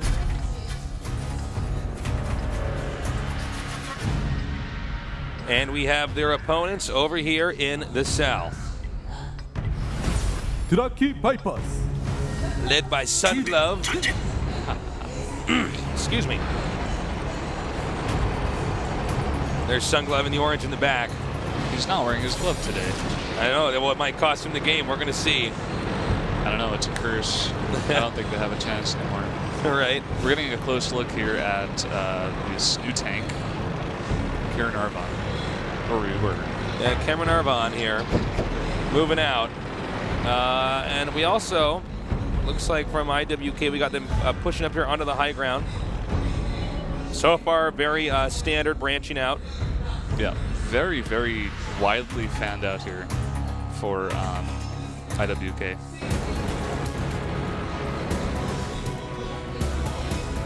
And we'll see who's going to be the aggressor here. Now, we did have a draw on this map. This is a map that it just tends to result in draws more than some of these other maps we have. Yeah. It seems like the Vipers, just to begin with, being a bit defensive. They are pushing up on this hill here slowly. They have a T1 going out first, a T69 right behind it. Just trying to poke up here, make sure they don't go for any fast pushes. Because right now, none of the tanks know where they are. So they need to spot out, they need to feel out and see where they are. All right, we have some spotting here. That T1 right behind that little mound over there. And we do have this T69. Looks like we've already had, he's already dinged one of the IWK tanks over here. This T69. Oh, another nice hit there. Very nice play so far. Don't forget, there is a T1 over here as well, so if they kill that T69, they can pretty much get the T1 as well. But way in the back over here, we see that they're backing up that last tank here. They do have that heavy tank behind it just for some cover. This T1's going to spot him. He's going to back up. And this may allow them to get this pretty heavy high ground advantage. He's going to go ahead and hug around this corner.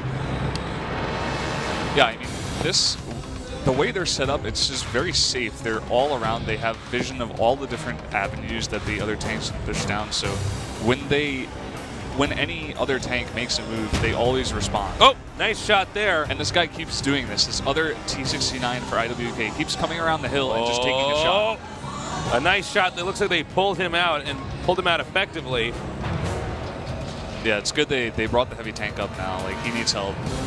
Now, it looks like we're going to have reinforcements on the way over here from the Draki Vipers as they're realizing all the tension really is up here on the high ground. Yeah, we do have a couple of heavy tanks for IWK on that left side. They might want to go for a push later, but they just don't know where enough of the Viper tanks are at the moment to do a push like that. They nice hit there. Danny is the MVP right here. He has gotten so many shots off. Yeah, the amount of damage he's done already is like... And they might actually just try to bum rush this tank, which would be a big mistake here since the Vipers already have more reinforcements on the way. The T1 now on the run. Nice with the T1 here. Drawing some fire, but that... Nope, excuse me. He's going to wait for the rest of these reinforcements to get over here. Very rarely do you see a little amount of time. Yeah, well, of course, the turret to turn, and the T1 is expendable in that moment. Now, you see, the Vipers are waiting for our two IWK tanks to turn around here. Oh, a whip there, hitting the mound. Yeah, caught some dust. It seems like actually Danny's going around here trying to get some shots down. I love that. He actually shot through that T1. The T1 actually, in a way, covering for that other tank. A very strong support here from the Vipers. They are doing a bunch of damage. They do take beautiful. Out the T69. This may actually win the Vipers a series. Look at this. They're just edging out here, covering each other. Note how Danny's way in the back, and that was beautiful. So now we have a very heavy lead right now with two Tier 8s down. Of course, they both lost to Tier 1, but this does put them into 16-tier advantage. Yeah, now it seems like IWK over here on the left side, they're trying to make a push. They do have 3 heavy tanks over there, but I'm not sure what they're going to be able to do. Actually, I think that's Oh my God! Tanks. Is he going to burn out? No, he's like right at 9 health here. Again, a little bit of back and forth so far. And Vipers are responding to this well. They have enough tanks over here to stop this push. And they're sending a couple more heavy tanks down on the south to come around and flank. And I think once that goes through, it's probably going to be game over here for IWK. A missed shot there. Draki, again, still just staying defensive, realizing it's up to IWK to come up with something, anything. Yeah, and IWK's trying. They're trying to make a push here and get some tanks, but so far it has not been effective. Almost friendly fire there. Now, note they've used a T1, which is pinned right here in the middle to draw a lot of their fire while they come around this corner. We see Ratty actually coming up here as well. Now there's only 19 HP. That could actually be killed off by a T1 at this rate. A lot of shots not hitting onto this guy. I mean, that's just, the tank is not made for this world. And I think this should be a slow, steady clean out here. The AMX 5100 alive as well as the 110.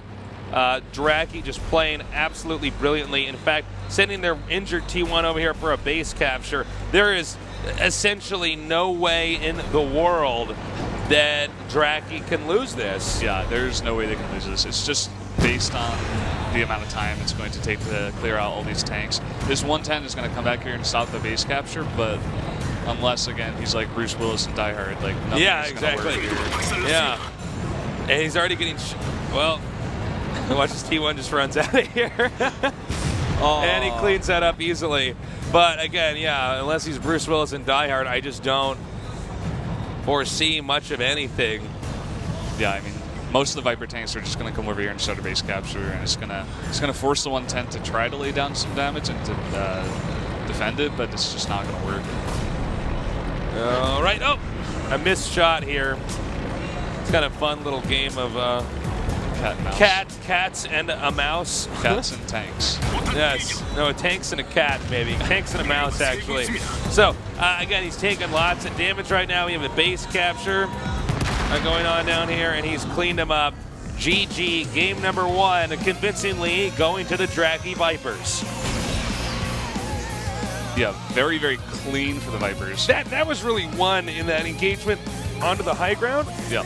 When they went out there and they cleared out those 2 tanks, like, I mean, from there it was just pretty much over. They tried to make a push, IWK did, down the left side, but it didn't come out. It was some really nice tactics. I love this space. You know, it was really nicely done though. That engagement got them the 2 tank lead because there was no trade there beyond the T1. And really what the T1 was doing when he sacrificed himself was to draw the turret over that way. Yeah. It allowed those 2 heavies to get up there, and then that forced the T69, the AMX 5100 to be in a position where they are now behind the mound here. Yeah. And they can't get out. So as long as the Draki Vipers weren't really losing any tanks, then they're just ahead by a huge amount. Yeah, they weren't losing any tanks. I was very impressed by Danny, actually, and not so impressed with the other T69 he was facing, actually. Right. I was like, he kept on getting free shots onto that other T69. It's T69 on T69, the same tank, but it was just Danny didn't take any damage at all. Yeah. And still, like, I think that could be, that could show kind of where the skill level is at for both of these teams. You know, maybe these Viper teams are very experienced. Like, they're not nervous at all, I'm sure. This is probably just like another scrim for them at this point. Well, you know, it's amazing. You're right, especially with Danny, because he did so much damage without ever being hit. Yeah. He knew exactly when to engage. He knew right when to pull back behind that the clump of debris. And then the other T69 was trying to make something happen. He tried to go for a flank, but they just had too many tanks. Yeah. It just didn't work. In position. All right, so into game number 2 on the map, Cliff, what tanks will they pick? We're going to find out in a moment here. Let's see, maybe IWK does a little better on one of these open maps, you know. You know, by the way, IWK, they had those 2 unusual tank picks. Yeah. The 110 and the tank I'm too afraid to say on TV, like Karanavan. We never got to see that in use. All right, and just so you guys know, the IWK team did choose to have the north starting location. Loser does pick whether they want to take what side of the map they opt to get.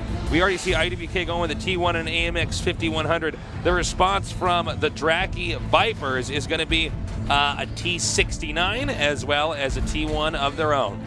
I'm curious as to why they picked the north. I mean, just looking at this map, the structure seems like it's easier to get position in that town area behind the cliff. If you're in the south, maybe they're going to try to do something special, maybe go for an all-in down the road. Maybe that's what they feel like is their only chance, you know. Yeah, you do make a good point. Oh, hold on. A T1 and a T69 here. T69, I think, is actually great on this map. Yeah. It's got the mobility. This map is actually perfect for T69s. I think so. All right, IWK now gets to pick their next 2. Probably another T69 and an AMX 1390. But we'll see. Could be 2 AMX 1390s. I don't think we're going to see another 5100 out of them. Could be a Karanavan. It could be. It could be. They've already surprised us once in IS3, and oh my God, you're good at this, and I'm not. And instead, the Vipers go for 2 AMX 1390s. I think I stole your power, Teslas. I think you're like Rogue from the X-Men right now, and like you shouldn't have patted me on the back after that last cast, because now all my predictive abilities are gone. AMX 1390 here for the final pick. Back to the Draki Vipers. Will they go with a heavy tank, an IS-3 or an AMX 5100, or will they go with the mediums and lights? The other thing to point out is that it's not the same guy playing the Karanavan. It's a different person. Yeah, it is. So, you know, it's not that one guy really likes that tank or anything. It's just they actually wanted to pick that tank. Yeah. Very interesting. All right. Well, now it's going to be time to start this match. So get ready for game number 2.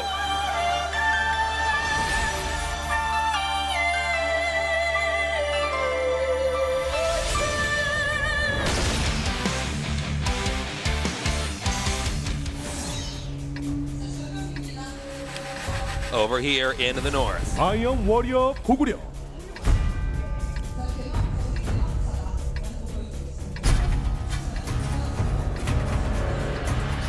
A lot of them shifting around in their chairs, maybe a bit nervous. Over here in the south.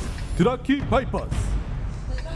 Now, I like the Draki Viper tank setup. but I'm really hoping that IWK is going to teach me something here about this interesting tank lineup. That's always what you gotta hope for. Like, this is a new team, you know, maybe it didn't quite work out for them in the last game. The strategy didn't go quite as well. Maybe they're a bit more comfortable. Maybe they're gonna show us something new, or the reason exactly why they're picking this tank, and this tank selection in particular. Now, one thing to note is that center control should default to Draki since they have mobility on their side. Yeah, looks that way. I mean, they already got both their AMX 13s in the middle. All right, the 1390 already taking Little Rock. Little Rock, Arkansas is taken. Now, a shot that did not quite connect. And a little bit of a fight for control of the center here. Keep an eye on those 2 light tanks over there by the Little Rock. Viper's already taking some damage. But again, shots also fired over here. Looks like a few shots actually bounced that back there.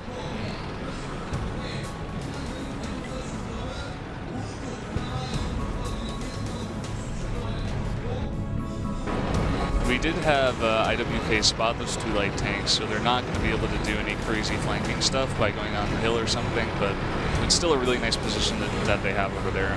I think by E3. Yeah. F3. All right, another nice shot over there on IWK. He's got to be careful. He's right on this cliff here. Now again, nobody's been picked off just yet. T1's evenly spaced out over here. A lot of focus right here at about F5, F6 here. Yeah, so many tanks packed into that little area. It's just about how exactly do you get around that cliff and start a fight if you're the Vipers, you know, or if you're the other team, because there are so many other tanks that are waiting for you to come around that cliff. Right. It's just, this is that defender's advantage. Like, if you come out, you won't know exactly where the other tanks will be, but they know that you're going to come from this one area, so they have their stuff there. Yeah. It's almost like in FPS games if you camp. You know, it's like they're not going to know exactly where you are, but you're going to know where they're going to come from, definitely. Yeah, so exactly. It's kind of what they're doing here with these heavy tanks, you know, just getting a very solid position. And no one on the Vipers can really make a move just yet. They need to start poking and just get a little bit of health down before they do anything. And it looks like that's what they're trying to do here. We see they're both peeking over here. Yeah. This high ground. Now the T1 is there to spot. Obviously this tank much stronger, but if he comes up too high, he can be shot down from elsewhere.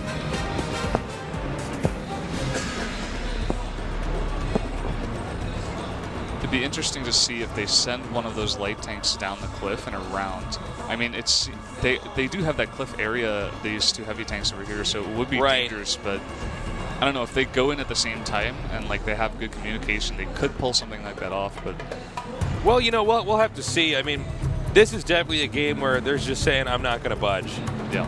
I think they might have had some initial intentions of engaging here, but then they saw the positions they both ended up in, and they're like, well, yeah, let's shave off one of their tanks, ideally a tier 8. Oh. He's peeking out. Is he going to get the shot, though? Can he get this shot from here? I mean, He's taking his time. Well, it's not clear if he can actually hit him from there. Yeah, maybe There's a few rocks, but the point is that as long as that other tank is there with his turret aimed at him, he can't leave that location without, at the bare minimum, at least taking damage. Yeah.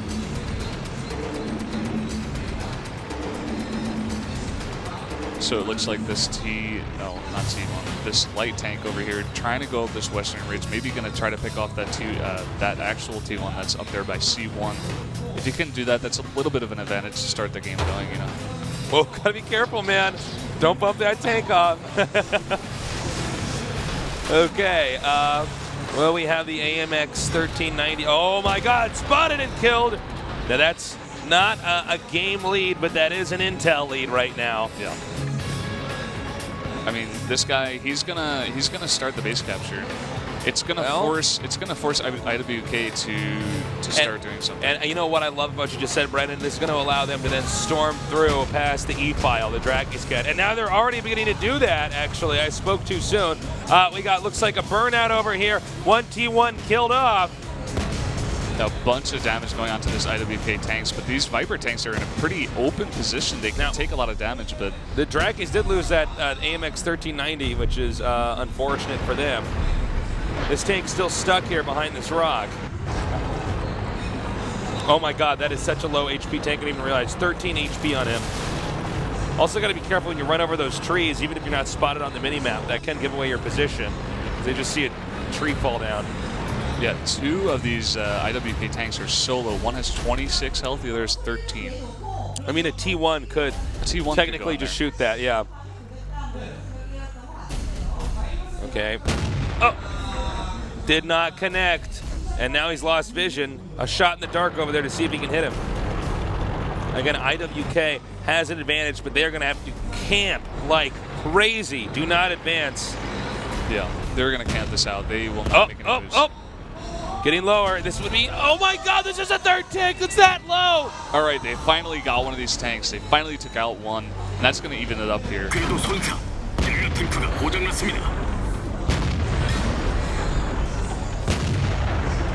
All right, and back it up again here. Damn, he's still over here. I think he's going to move in here soon. I mean, a lot of these tanks are so low, he has to cause problems. Like, he has to come up here from behind or at least follow up from behind his teammates. Yeah, give him really. some help. And it looks like he's doing one of those things at least. All right, Danny, again, the MVP from the last round, now moving around here with the AMX 1390. It's even playing field, except when you factor in the fact that all of these tanks for IWK are so incredibly low. I mean, honestly, dude, you could actually go down a hill incorrectly and die. Yeah. On TV with everybody watching, like, yeah. And if that happens, that, you know, you're not going to sleep well tonight. No. T1 going to peek around here. Oh my god. Are we going to have our first T1 kill? No. I guess not. No. That tank's still not that good. Okay. It's a heavy tank for IWK going around this cliff. Well, they're going to leave the stronger tanks over here to try to cover around these edges. 2 minutes and 40 seconds remain here.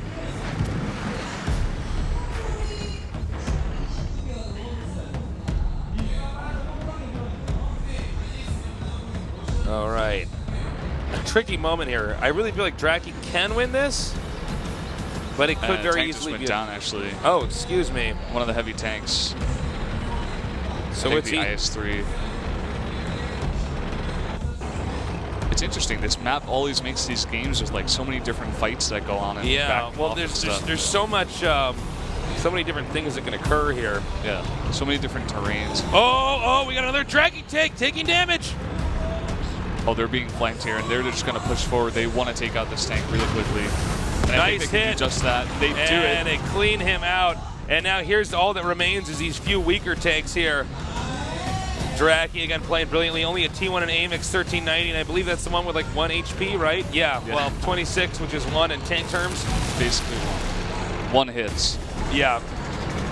T1 is not a relevant tank in this game right now, other than he can maybe spot for him. The AMX 1390 is being hunted right now. Now remember, these Draki tanks are not high on HP either. A few good shots from that AMX 1390 and he could turn this game upside down. Yeah, AMX 1390 very mobile. You know what he's going to try to do? He's going to try to go all the way around and hit him from behind here. And he can. He can take out this guy actually pretty quickly. Now notice the T1's drawing some fire here. Danny on by the lighthouse. Nope. Just Ryu right now. He's out. He's scouting. Don't think Ryu can focus cancel out of this one.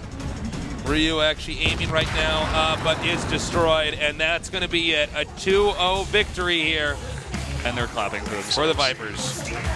Very, very nice play. Very solid out of the Vipers here. Oh, yeah. Really nice stuff. They didn't do anything extraordinary. They just played their game, and it was just very, very good to watch, actually. If you're new to this game and you want to find out how to work together with the team, like that was pretty good. Yeah, that was really good. Well, not a shocker. They're the Vipers, the veterans here, going 2-0 against IWK.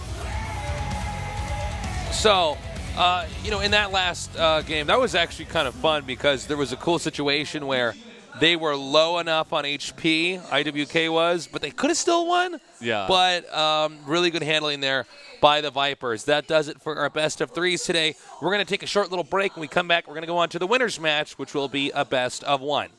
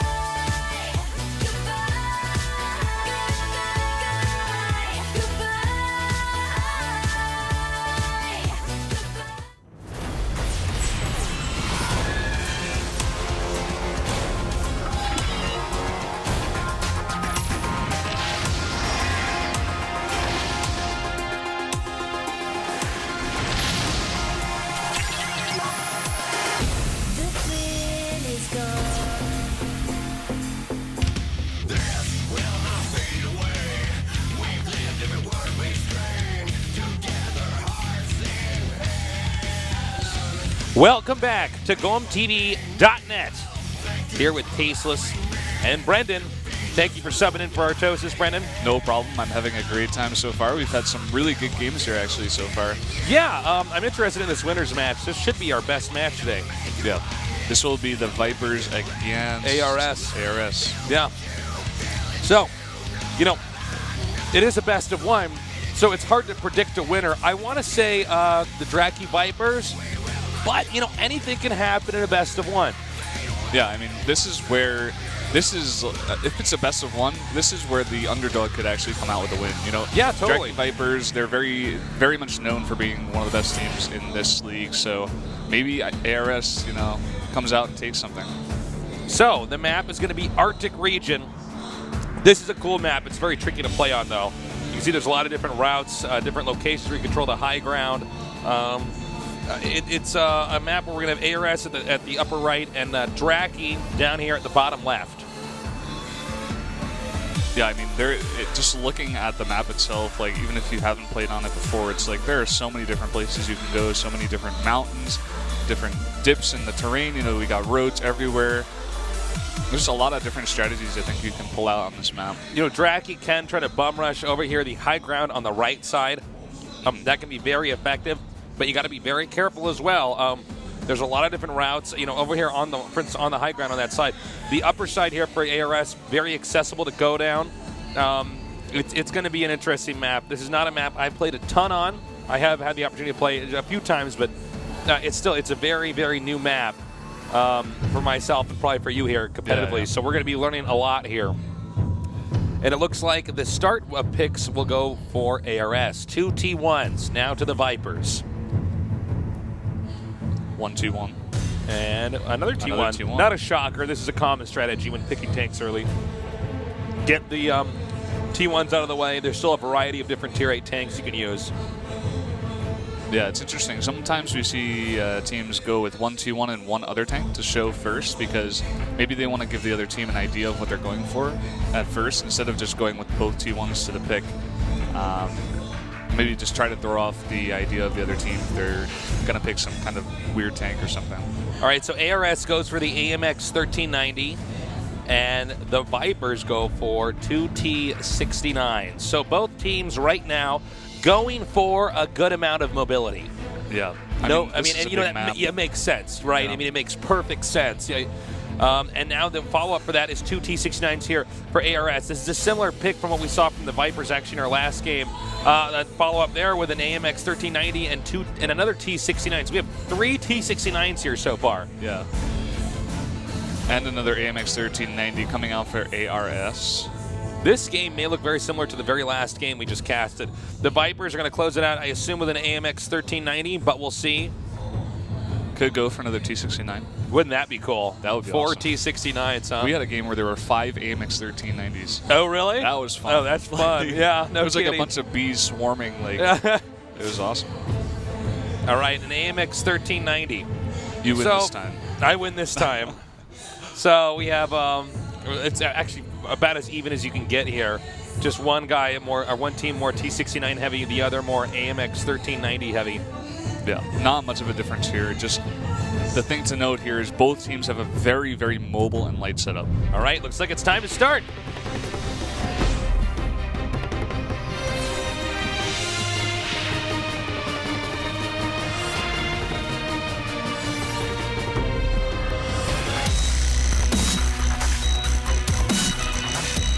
That song was sick. What was that? That song was awesome. Dude, the music here is just so good. Over here in the upper right, we have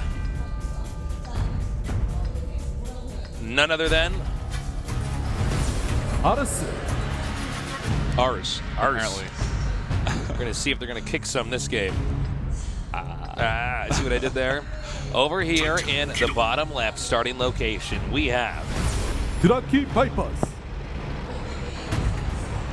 So right from the start off, we had Draki Vipers. It looked like splitting up into a couple of groups, or at least sending one of those T69s and maybe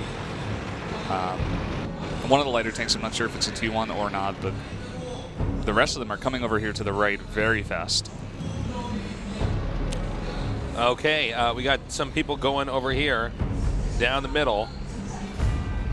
Yeah, these light tanks, they always like to do that, just like go out in a big loop. Because they're so fast, they can't be shot at, so they just go out and they test the waters. Is he going to fall? He was like sliding down the hill. He actually fell and actually hurt his tread.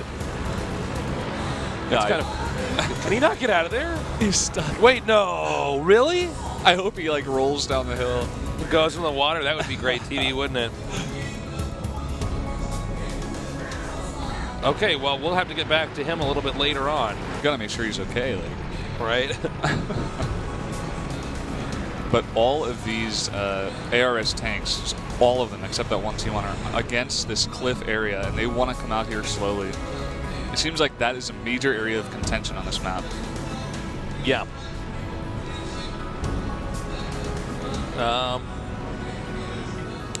Well, we might have a little fight over here. Again, this is going to be a tough one if they all try to go around this corner down here. Now, there is the option for some of these tanks to turn around and come from behind. We have a T1 over here at F2 right now, just a spot. The same for ARS at A4. And it looks like they are going to go around here, going very quickly here with the AMX 1390. Oh, are they going to catch him off guard? A nice shot that connects there. A second nice shot, a third. And now they back up. Now they want to be careful because the entire tank brigade is coming around here right now. Oh, they got to get out of there. They need to back up now. They're in those light tanks, so they can easily get out of there. That was a very nice play.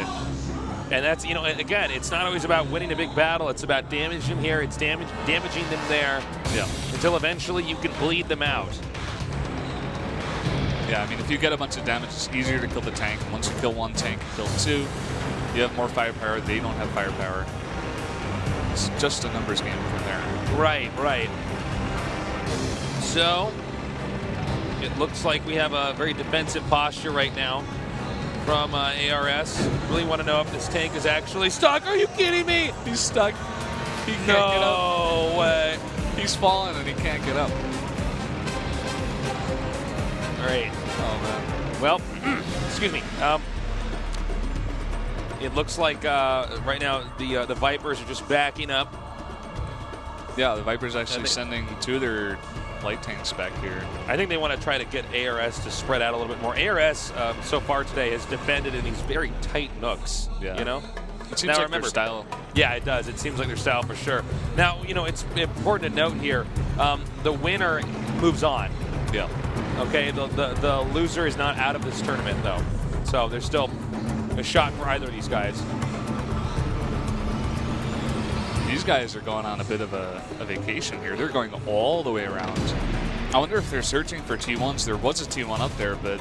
And that would make sense, wouldn't it? The T1 can't even get away from a tank this fast. Yeah.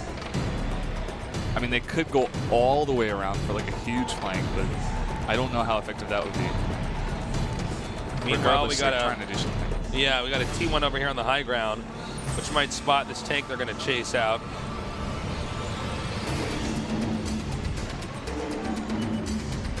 Setting up a bit. That tank is spotted. He's a T1. Right. They should be able to take it out pretty easily here. He's got to be careful. This T1 can pull them out, you know. Pull them out in the open, and then they get shot down from there. Looks like he's now going to loop around. ARS has decided to try to push forward here, and they are not slowing down. Yeah, they spotted both of those light tanks up there. They are down in numbers, the Vipers are, so ARS is trying to make a move here.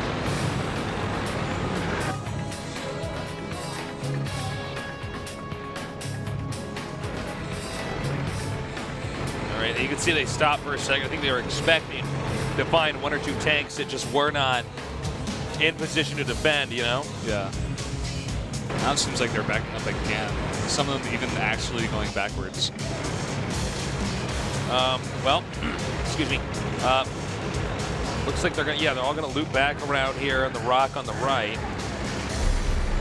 The problem is if they come around the top of the mountain, like they're in pretty open territory. Like they got to be careful. I think they do have better coverage in the south area, but it seems like they want to switch up what they're doing at least. I swear, we have the best observers here at Go Up TV. These shots are so sick. These maps are actually beautiful. Yeah, they really are, aren't they? All right, so this T1 might end up getting hit over here on the island. Meanwhile, it looks like Danny once again moving out here. Still the MVP for the team here. Yeah, always the MVP. All right, he's coming around again. And ARS is like way in the back. They are way in the upper right. They are slowly getting outmaneuvered here by the Vipers. I don't know, ARS, I think they read that the Vipers were going for this push, and they sent a bunch of tanks over there at T69 as well. A couple of T69s, I think, actually. And, oh no, those are actually both AMX 1390s. But they both going over there, and they wanted to stop that, but... Okay, we're getting low on time here. Yeah, it's we are. 3 minutes, 40 seconds. I mean... We could do a draw if they're not going to move soon. Well, what's amazing is nobody's been killed yet. Yeah. We've had shots fired. Shots fired, yeah. Yeah, and some damage dealt here to ARS. Draki is untouched right now. I mean, ARS, ARS man, I think ARS is actually going to go for the draw. I don't know. They're being very defensive up here, but they could go for a northern push, but it seems like at the same time the Vipers are having some of the same ideas, at least in terms of going in a different direction. They're already around the bottom side of that cliff. You know what they want to do? They want to give them their base and then shoot them out in that last small period of time. It's like something you can do in Himmelsdorf, you know, in some of those areas where if they go for it, you can keep your tanks all the way in the back and just rain down fire, especially with all their heavy tanks. I mean, on this map, you're a bit lighter, but you can still pull off that kind of strategy as well. Okay, they're slowly edging forward here. Looks like they're going to send out Pack 41, their T1, to see if they can get a glimpse of what exactly is going on. ARS way up here at the path. What about A5 here? A5, it's like all of them also. Yeah, basically all of them. Except the T1s, they're just sending the T1s forward to scout. But it seems like the T1s, they're not keeping any back at the base. I mean, they'll know when the base capture starts, but it's not. Well, I think the thing about the base capture here is there's not a lot of bushes in that location. Yeah. I mean, if you go for the base capture there, it's just you're out in the open. You gotta be careful that your tanks can get stuck on these rocks over here. It's really annoying. Oh, T1 v T1. And that's going to be just about it. We have one destroyed T1 now on both sides. And now it looks like actually the Vipers are going to pull back. I thought they would at least go for some kind of aggression, even if it's going towards the enemy tanks, but they're just... I think they're going to go for a draw. That's what we're going to have here. There's going to be a second match on the same map here because there's no reason for the Vipers to not go for the draw. They're saying, wait a minute. Okay, they are hiding. They are all in like one corner, and we are not going to risk this. Not today, not ever. Yeah, I mean, maybe they have a suspicion that they're over here, especially since that T1 killed, or actually, no, their T1 went down. Yeah. So, I don't know, maybe they're just going to come over here and say, okay, we'll take a draw, but if they go for some kind of crazy push to our base, we can also defend that and just wait it out for this last minute. Yeah, you know, it's important to note here, guys, that they've got to, all you have to do is kill one tier 8 tank, just get one tier 8 advantage here, and you're set. Yeah, that's why it's so dangerous to go in, especially when the other team is just being very turtley. You can't go in there and risk losing too many tanks. Because if you're down in tier points, even if the time doesn't run out, well, if the time runs out, you lose. Okay, so we're at 30 seconds left, and I am not seeing that anything is going to happen here. Yeah, we're going to have to go to the next game. They're both basically in their most defensive positions here. And as you can tell, all right, so this is what they're just going to sit here and wait for. Timer to run out, and for us to go to game number 2 here. It is a best of 1, but when it's a draw, we are forced to do a rematch. Nice shots here. Yep. Well, what are you going to do, man? I mean, you can't really blame Draki there for going back. ARS, you can't blame for turtling as well because there's nothing that they can do. They're already taking a bunch of damage. Draki is so sneaky. They want to try to see if that Dragon would take the base, didn't buy it, didn't go for it, and they just returned home. Yeah, you definitely cannot blame them. I feel like if I were on a team now, I would say the same thing. Like, we don't have to do anything here. We can just wait it out and try again next time. Yeah. Yeah. Because for them, it's more important. You know, it's not about like providing an entertaining game. It's about Exactly. like, winning the game. That's what matters for them. Right. So, yeah, why would you bother being forced to go into another best of one against another team when you can take a safer approach and just camp it out? Yeah. You know, and go to the next match. Or go to a rematch, I should say. Excuse me. So pretty soon here, we're going to start that up and go to the tank pick again. Do you think we're going to see some different tanks here? I don't know. I feel like this map just lends itself to that type of tank exactly. Like the T69 and the AMX 1390s especially. Like maybe one guy goes heavy, and they have a bunch of these light tanks for maneuverability and just like one guy's the IS3 control. and just like holds his back position so that if they try to come around, it hits him. All right. It's time now for the rematch here. Let's see what these guys go with for picks. Already 2 T1s picked for ARS. Wouldn't be shocked if the Vipers also go with 2 T1s here.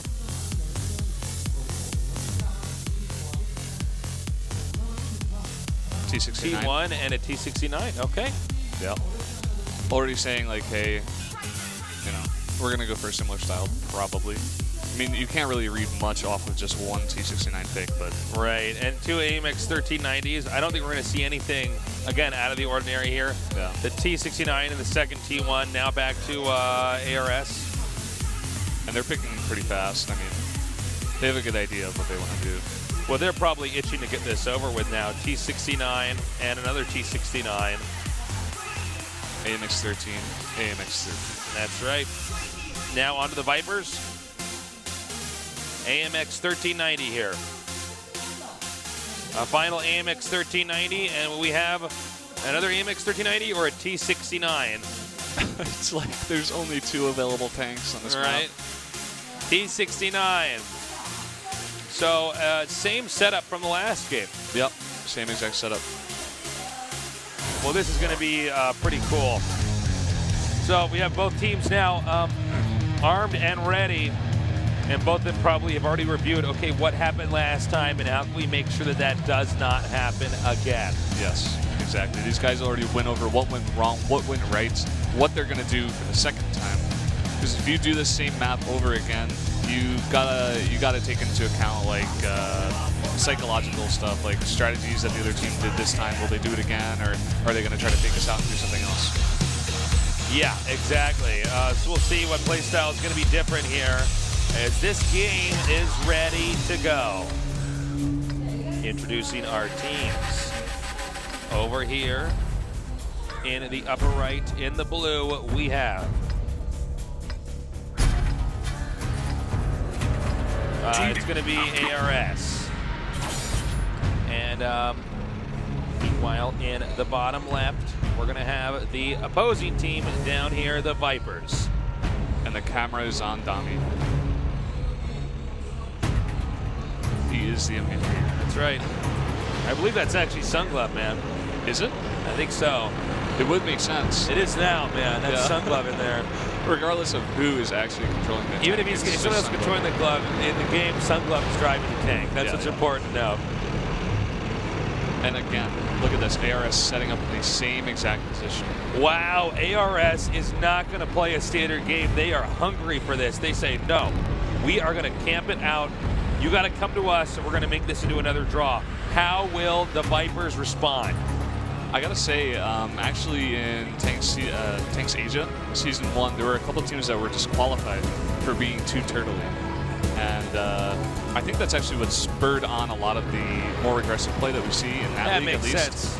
And what happened was it was a bunch of these games like this where they would just go, literally start the game and go to one area and then sit there the entire 10 minutes. And yeah, I don't know, like you got to be careful with that. Well, we'll see what happens. I mean, they might also have another plan, like if they don't attack us after the 4-minute marker, we all rush south or something. Yeah. Now, looks like we have the T1's going to go over here by the lumber yard and just make sure that they know when their base is going to be captured, if their base is going to be captured. So this is a hardcore turtling game.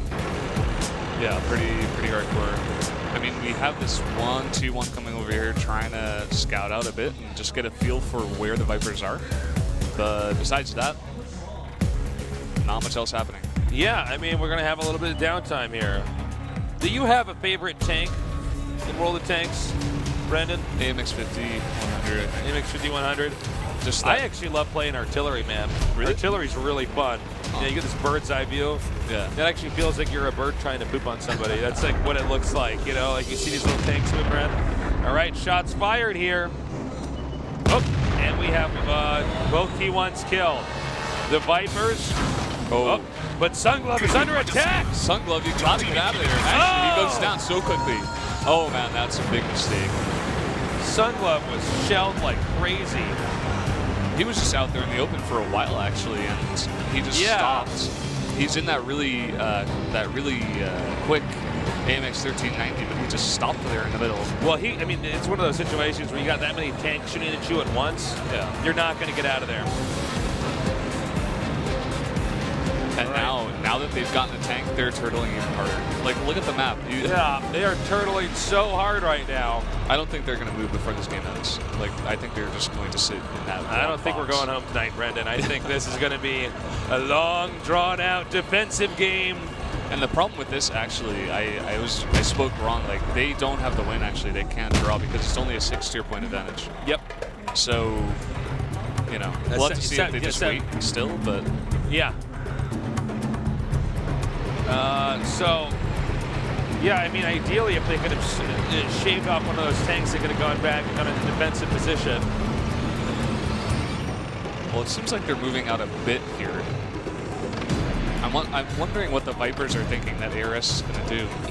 Because if they saw, you know, where ARS was, and they want to try to respond, but they're not sure exactly how.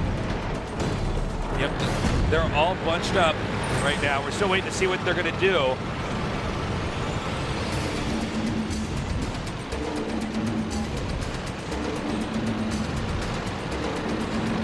All right, so just so you guys know, if this match does go to a draw, I've been informed that we're going to go ahead and change the map, and it'll go back to a coin toss. Yeah, I think that's a smart idea. Like, oh, but that might not be the case. ARS is starting to push around the corner. Vipers in a very defensive position out here, actually. They're very spread out, but they have all lanes covered, and they're ready for this push. Okay, now remember, you just have to have an 8-point advantage here. In other words, you have to have one of their tier 8s dead, and you're still alive. 5 minutes remain. As we've reached the halfway point, I'm glad that ARS has actually done something and made a push here. Well, I mean, you got to really ask yourself, I mean, if your entire strategy is hinged on your opponents being the ones to make the initiative, in such a, not even like they're just on the defense, they're having the map. Oh, we got one guy treaded, ARS taking shots! And wait for it. They're going. We have one guy from the Vipers here who can actually hit all of these guys. Yeah. But he's going to stay hidden in this position and wait for more ARSs to come up before he shells the hell out of them. He's going to wait for the arses to come up, and he's going to shell them. And the push is going to come here. Once the firefight starts, he's going to come out of the bush and start firing from there, and that's going to be a lot of easy shots for him. You know what's funny? These guys both have this position, actually. This is so funny. All right, and it looks like it's beginning. Not clear who's going to be winning this. ARS's tank starting to go down here. We have one down. The 1390 right now going down right now, but a T69 and AMX 1390 down right now for ARS. Big fight here. He's coming around. The turret's going all the way around. Oh my God. He's got to be careful. He's being chased here by this T69. All right, shots fired here.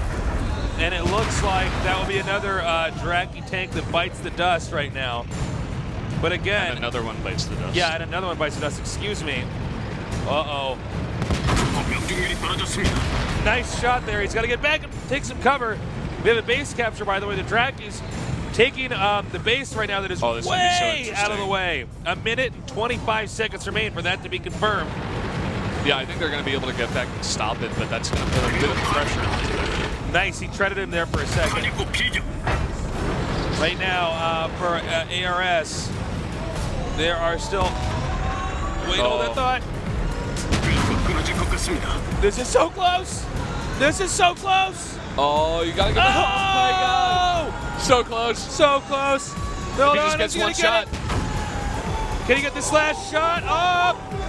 Oh, missed. My God, so sick.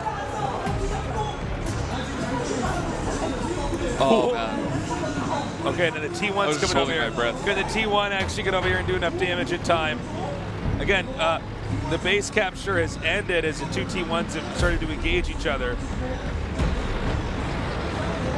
Okay, now this T1. Oh my God. Oh, he goes down. It's only two T1s remaining now, which means this should go to ARS here. Yeah, he's going hunting now. He's going to find these T1s. Well, here's the thing. I mean, you could, I guess, kill these T1s, but Even if you don't, in 2 minutes you win. that's true. So the Vipers are just not in good shape right now. Talk about final boss right here, you know? So it looks like he's going to keep moving forward here. And this T1 is just wasting time. Like he's trying to make it. I mean, Got him. he does go down. That Finally. closes out. ARS wins. And I think that was a bit unexpected, actually. Well, you know, it was actually a cool game there. That Yeah, second that half, was a I good really game. enjoyed that. That was a lot of fun. You know, they played very, very well. And you can see right now the Vipers are not pleased with that. They're going to go on to our final match and play the winners of the losers match. These the Viper team, I think, they thought they should have won that game. Well, honestly, I think it was a frustrating game one for them because the Vipers played very well in game one, but ARS had the right response. ARS said, okay, we're behind, but we can force a draw. Yeah. So let's go Turtle. Let's see if the Vipers get greedy. If they get too greedy, we're going to shoot them down. We're going to get a lead, and we're going to be fine. Yeah. So that draw occurred And they were game fine. number 2, and they were fine, yeah. And then in game number 2, they sat in that upper right corner for only 5 minutes. Yeah. And then barreled down and engaged, because I'm sure by then Drake's thinking, oh my God, these guys are going to Turtle again. All right, we're going to go to a quick break. When we get back, we're going to go on to our losers match. Stay tuned.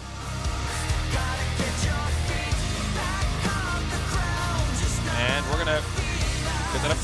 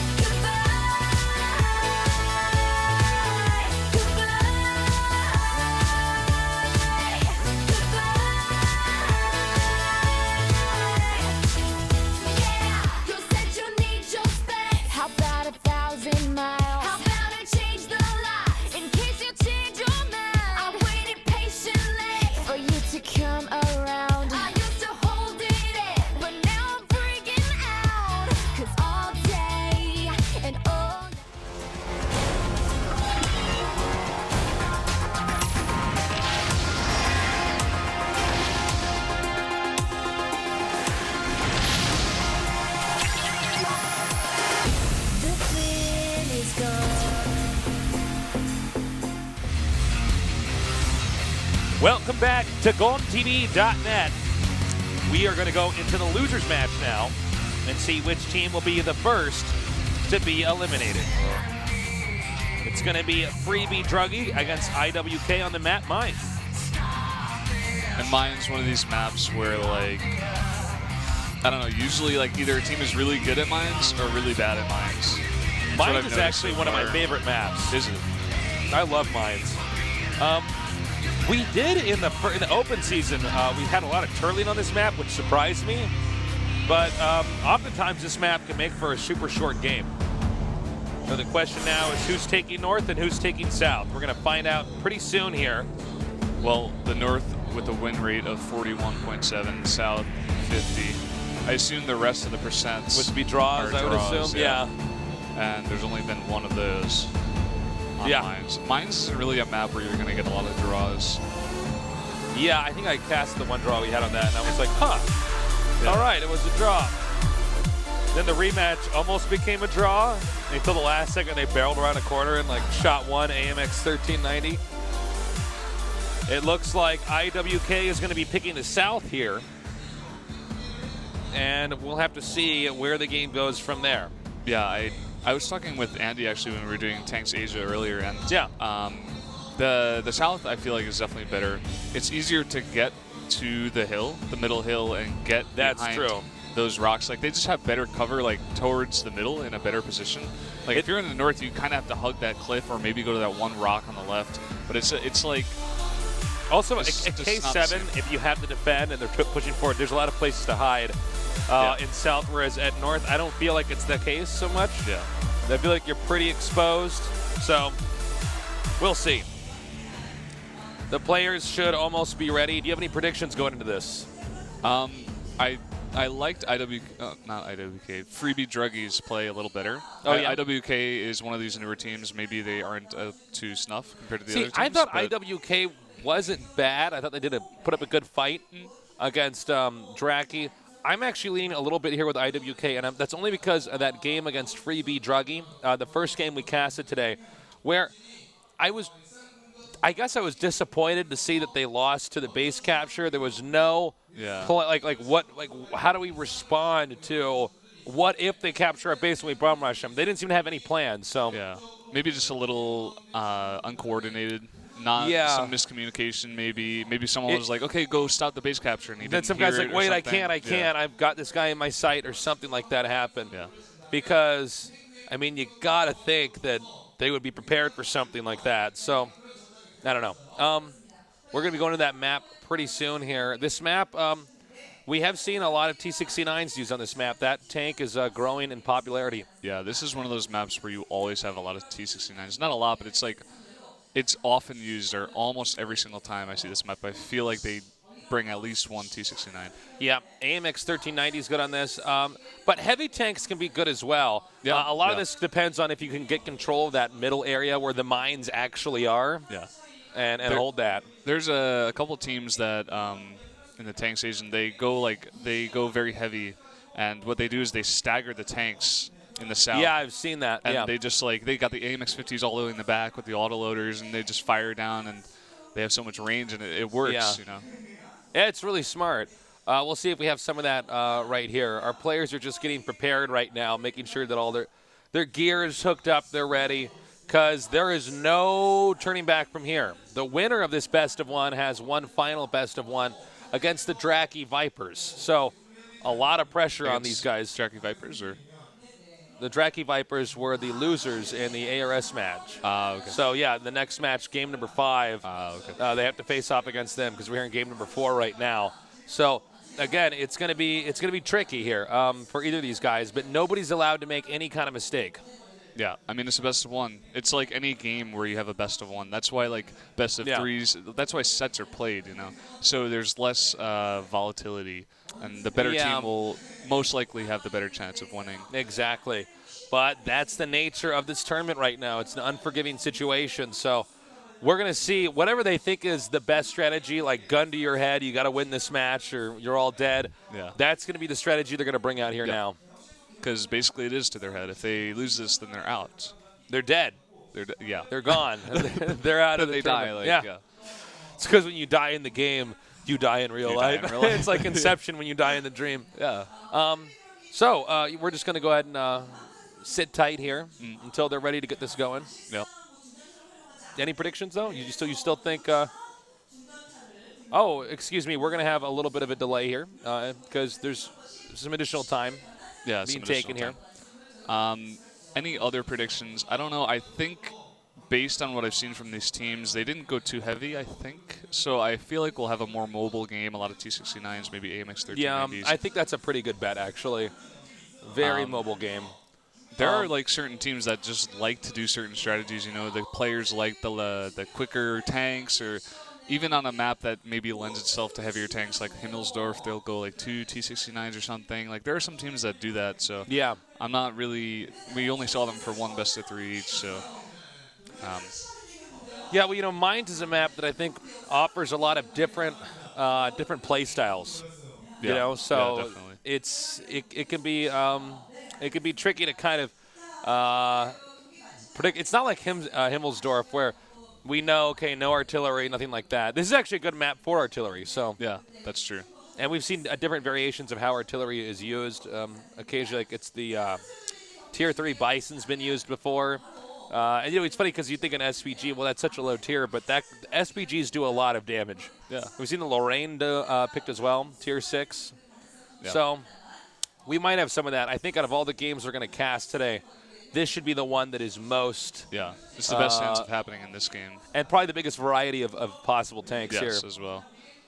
So, well, I hope they get this started, Brendan. Yeah. I would love to cast this.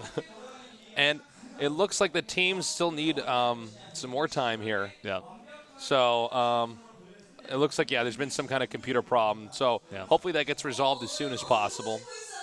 In addition, like after that best of 1, all the teams have to get out, and the other teams have to bring all their stuff in and change all the computers. very true. Change all the settings. Yeah. Like, that's a lot of time to get through.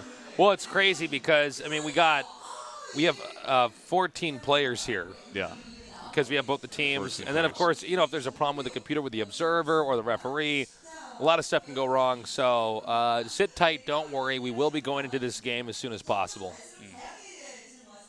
So, Brendan, this has been a fun first cast for us. Yeah, it's Yeah. been good. I've had fun so far. It's been pretty cool. Yep.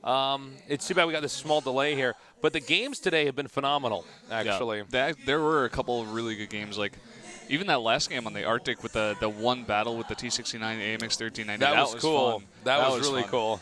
Also, like, even the first game, you know, crazy stuff was happening, and the base caps were at the same time, and there was a huge flank, and yeah, a lot of good games. Like, if you guys missed that, definitely check that out in the VODs. Yeah, that was definitely a lot of fun. And I got to say, for me, when I'm watching this, these players are playing so much better than I'm used to seeing from the last season. Yeah. They've improved a huge amount. And that shows how much practice they're putting into this, and they're It really trying to does. get better so much. And this matters to them. This is important. You know, this is what they do for Yeah. a lot of their day, every day. Well, I'll tell you something, man. The Sunglove and the rest of the Vipers are going to be really disappointed if they don't come through today. Oh yeah, they I definitely mean, will. considering we had a Draki team win last season, and now this season, you know, it was not the Vipers last season, mind you. The fact that they didn't, because you weren't here for this, but when Dan and me casted this, when Artosis and I casted this, you could really see the pain for the Vipers. They're like, we wanted to get to the finals so bad, Yeah. we're so close, because there's so much more money once you get to that point in time in the finals. But they didn't do it, and you could see, I think the Vipers are playing really well today. Yeah, But ARS, I think they handled that well by forcing a draw, and then the second game faking forcing a draw, and then Yeah. going for this bum rush down the left side. and also, actually, there was a mistake made by Tommy or Danny or whatever Danny, his name is, you know, where he was just out in the open and he got killed, and that kind of, you know, what happened was both T1s for ARS were down, so they had a 6 tier point advantage. They couldn't end the game, so they had to push, but they had the tier 8 advantage tank. Like, one of their tier 8s for the Vipers were gone, so they knew that they could push, like, with some confidence. It's pretty much 5v4 in that case, and it led to them, like, apparently the players are almost done here, so just in a little bit we'll get going. But Yeah. that it led to that push, and it led to that fun game, so that mistake was good for the viewers at least. Yeah, that was a lot of fun. But yeah, when we had that the T69 and the AMX13, and they were Yeah. going behind that rock like this, it was so cool. Yeah. Yeah, I guess we probably got that computer replaced here Yeah. pretty soon, or rebooted it and it's working fine.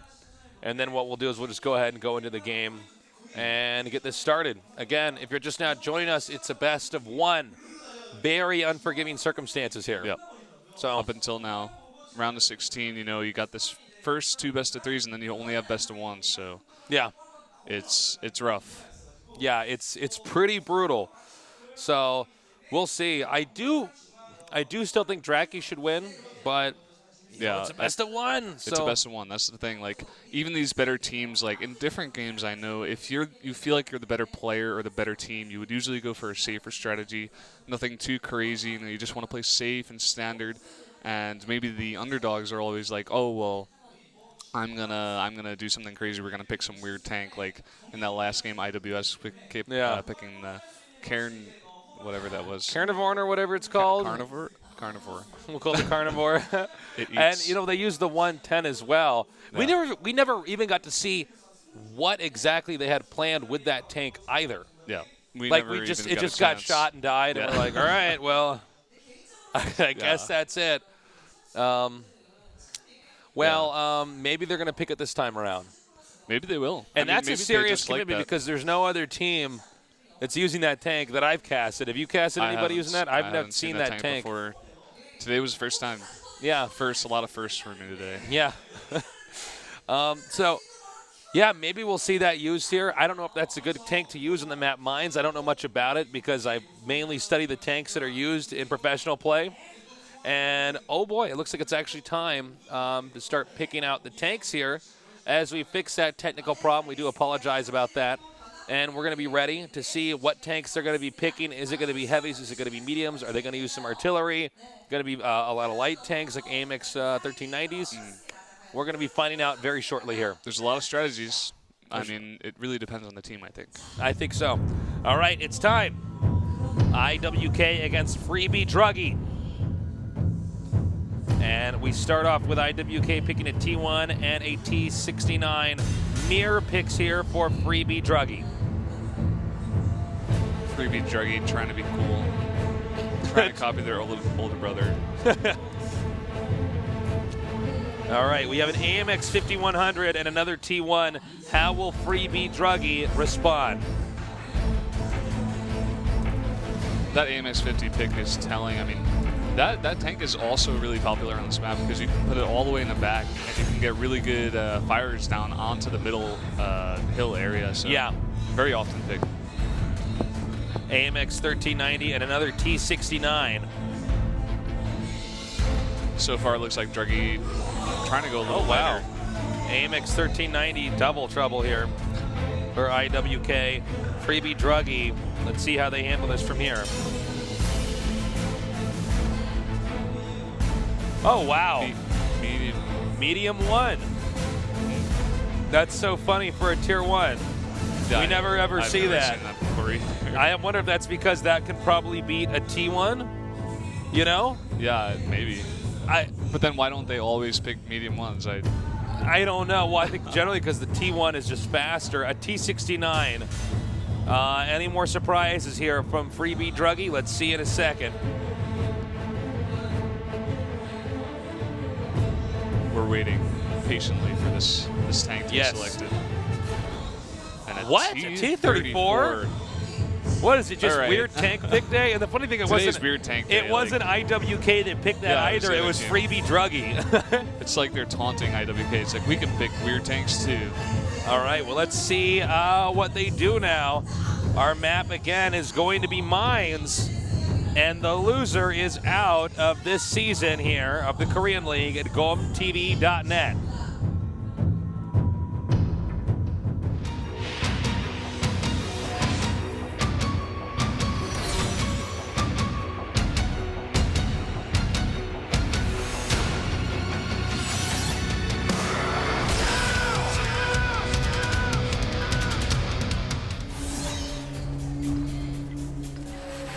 It's on, and it all boils down to this match here in the upper left Freebie Druggy. with their very weird tank picks. Yes. Today is Weird Tank Day. Yes, if you it pick is. a weird tank, you get a T-shirt. Over here in the bottom, it's got a starting Iron location. Warrior 고구려. You get a T-shirt. Oh, I want a T-shirt. Here's a weird tank. This guy's very focused. It's all on the line.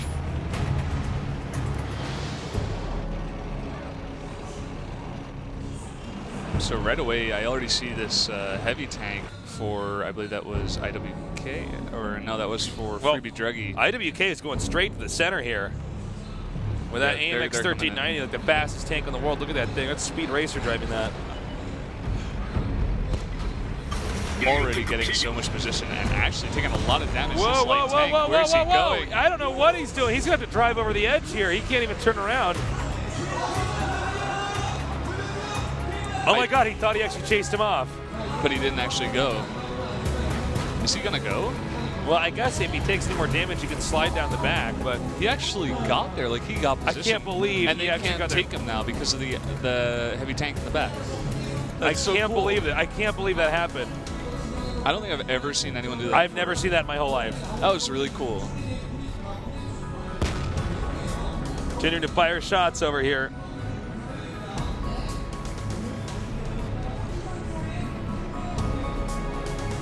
All right, so now it's a bit of a standoff here. Yeah, I mean, after going all the way around that whole hill, being chased by like 4 tanks, things have stabilized here a little bit. Yeah. We got the heavy tank.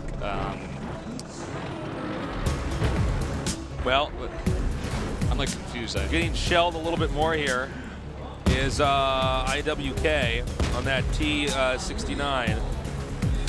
A few shots have been traded. No tanks have been killed off just yet. Did they send that medium to the city, by the way? Oh, nice. The medium's been shot down. And that's why you don't pick a medium. Tier 1 tank. It's weird, don't pick it. Yep. I guess they wanted to use that for a shield. It's possible. It's not a bad idea, actually. No, not It's really. bigger than T1. It is. It's So taller. you just like for use it sure. as a one-shot block. I It's guess, actually yeah. pretty cool. Like, I like that idea. It's like the really crappy body armor in the 007 Nintendo 64 game. Like you get shot once, yeah. still die to the golden gun. You're like, So, is that AMX 1390 still parked over by that bush on the high ground? I mean, at The AMX D6. 1390. Yeah. Looks like he's yeah, still up it there. looks like He he's hasn't still slid up there. down yet. Yeah. Yeah, this guy's pin. This Ryu has him pinned though. Like he can't get out of there. Yeah. Okay, so again, a very turtly game here. Looks like he's going to try to come around this corner now. That AMX 1390 is at under half health. Yeah. But also, a lot of these IWK tanks are also nearing half health. That's very true. So a bunch of shots have been fired, but it's kind of stabilized from here. That AMX 90 still in that bush, just trying to stay alive, trying to bait those guys out to try to kill him, and then have the T69 in the back do some damage. All right, so we have, it looks like we got tanks now going through the water here to come around. Scuba tank. Nice hit there. 2 shots fired, only 1 connects there from the T69. Okay, now the AMX 1390 actually slid down the hill now. Yeah. He couldn't take the pressure. Again, it's just one T1 that's gone, but let's just say, for instance, that they kill off another tank that's tier 8. They're going to have a 9-point lead. That's pretty huge. Yeah, that is huge. Ryu realizing now that the guy went down the hill, so he actually has a good position here. On this map, like if you go over there on the right side of the hill, the North team always has to have that tank like in the back waiting for someone to be there because it's such a good position. It like goes behind the only protection that the North team has at the middle. So like that's such a point of contention most of the time. A lot of teams usually don't get this far up if they're in the south, but if they do, that light tank or some other tank usually tries to go up there and either flank or get some shots down from the high ground. It's a pretty good area. All right, the AMX 1390 is coming around now. And it looks like he's going to go through this bush over here. He may try to push out here. It looks like he wants to see if there's any stray tanks moving around at about C4 on the minimap. Try to hit him from there. I think he does have the range from there, right? If he is in that bush, he can hit those tanks, I believe. Yeah, he should be able to hit the tanks from there. Yeah. It might not connect with him, but I mean, it's possible. So yeah, he's actually pushing even farther up here. Shots are like going down over yeah, there, I though. saw that. Just like randomly in front of him. So he's edging now forward on the island here on the 1 lane. And it looks like they want to see if they can just get their tank in position where they can gun down some of these tanks on the side. You know, when the tanks are on their side, it's much easier to hit their treads and their engine and everything like that. Yeah. You want to be careful sometimes not to aim for, especially these curved turrets here. It'll bounce shells very easily. I mean, still just right from when that guy went all the way around the hill, there's been pretty much no action. Like a couple of shots were fired, but besides that, just slow movement. We have this one guy in the 1 lane slowly moving up here, and he will be able to get some good shots if he's not noticed. All right, IWK is edging up here a little bit further now. He's going to be very cautious. His team is kind of depending on him right now. It seems like Ryu and this other heavy tank for IWK backing off a little bit. We have both the medium tanks. All right. Well, the medium tank and light tank also back off towards the south. I feel like Freebie Druggy doesn't really have much of a plan here other than to wait. Yeah, Okay, and we might have them come around now. Ryu just poking out again. Running over that tree. In case everybody didn't know where he was now, they definitely do. All right, Actually, the he's heavy snuck tank. around. He's snuck around. He's finally behind this rock over here. He gets in the right position. Free is just sitting here, being very passive. Yeah, very passive. I mean, they have the only position that a North team can have at this point. Unless they went like all the way to the east or for some kind of weird Western push. Like this is just what the North team has to do. Yeah. I mean, usually you have like a heavy tank all the way in the north to provide cover fire, but it seems like just having that T-69, having the other heavies in the middle, maybe to take some more damage, be more upfront in these fights.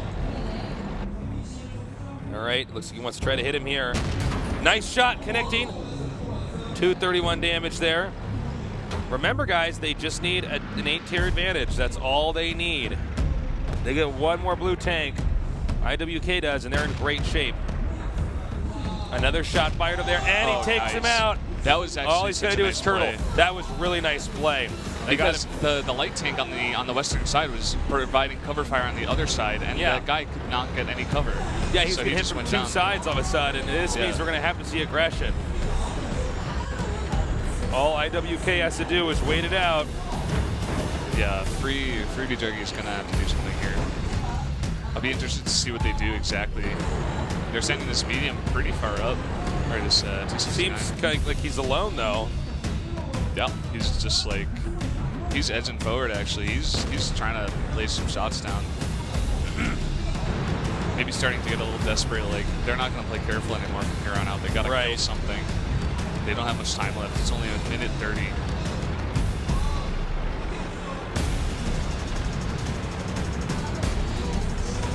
All right, they're continuing to wait here, and that's all that they have to do. It's a minute 30, and they're all going to gather in the middle here, and they're going to try to burst through. I think this is their best bet. They're going to do it. Yeah, I think if they do this well, this could actually pull through. They could not only even this out, they could actually win the game. I mean, it's only a 9-tier advantage right now, or disadvantage, depending on who you're talking about. Uh-oh. Got to get out of that water. Can't be in there for more than 10 seconds. Oh my God. Oh my God. He needs to run. Oh, he's stuck. They are in hot pursuit right now. Now remember, they're going to slow down a little bit here. Okay, nice shot fired over there. Another missed shot. Actually, the T-32 also went down for Freebie Druggy. Oh, excuse me. Yeah, I guess he just caught that.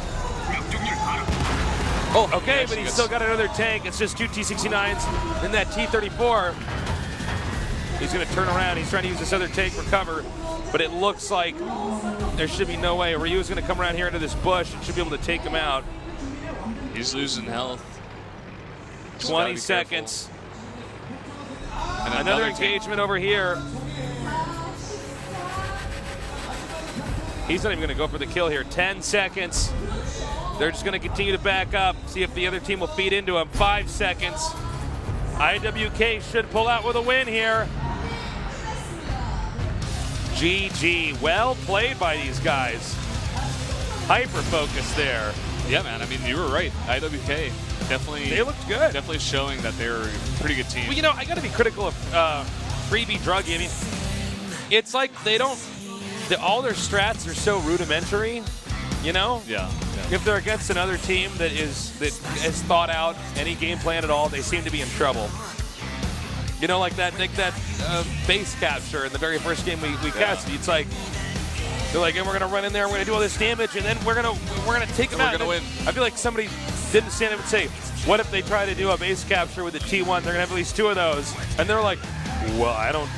Well, I mean, well, that's good. That's a good question. I mean, Yeah. well, your team question wasn't captain now, like. So this brings us now to our final game today. Yep. It's going to be Vipers versus IWK. That's right. It's going to be a lot of fun. It's going to be a rematch. Yeah. And we're going to go to that game after this short break, so stay tuned.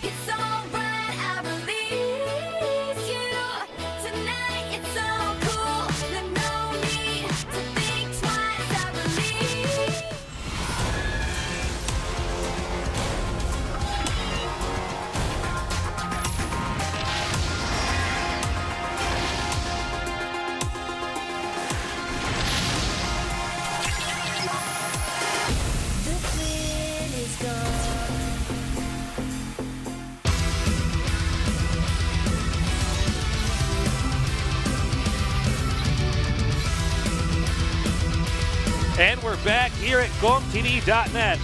Excuse me, it's our final match today. The rematch. The Draggy Vipers against IWK. Will IWK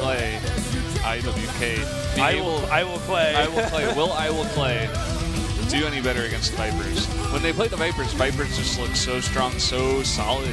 And IWK didn't look bad. But Well, you know, that last game, IWK looked pretty damn good. They actually looked really And good. to their credit, they really looked formidable. Yeah. But, you know, the thing about the Vipers is that was a weird game that they lost in that best of one.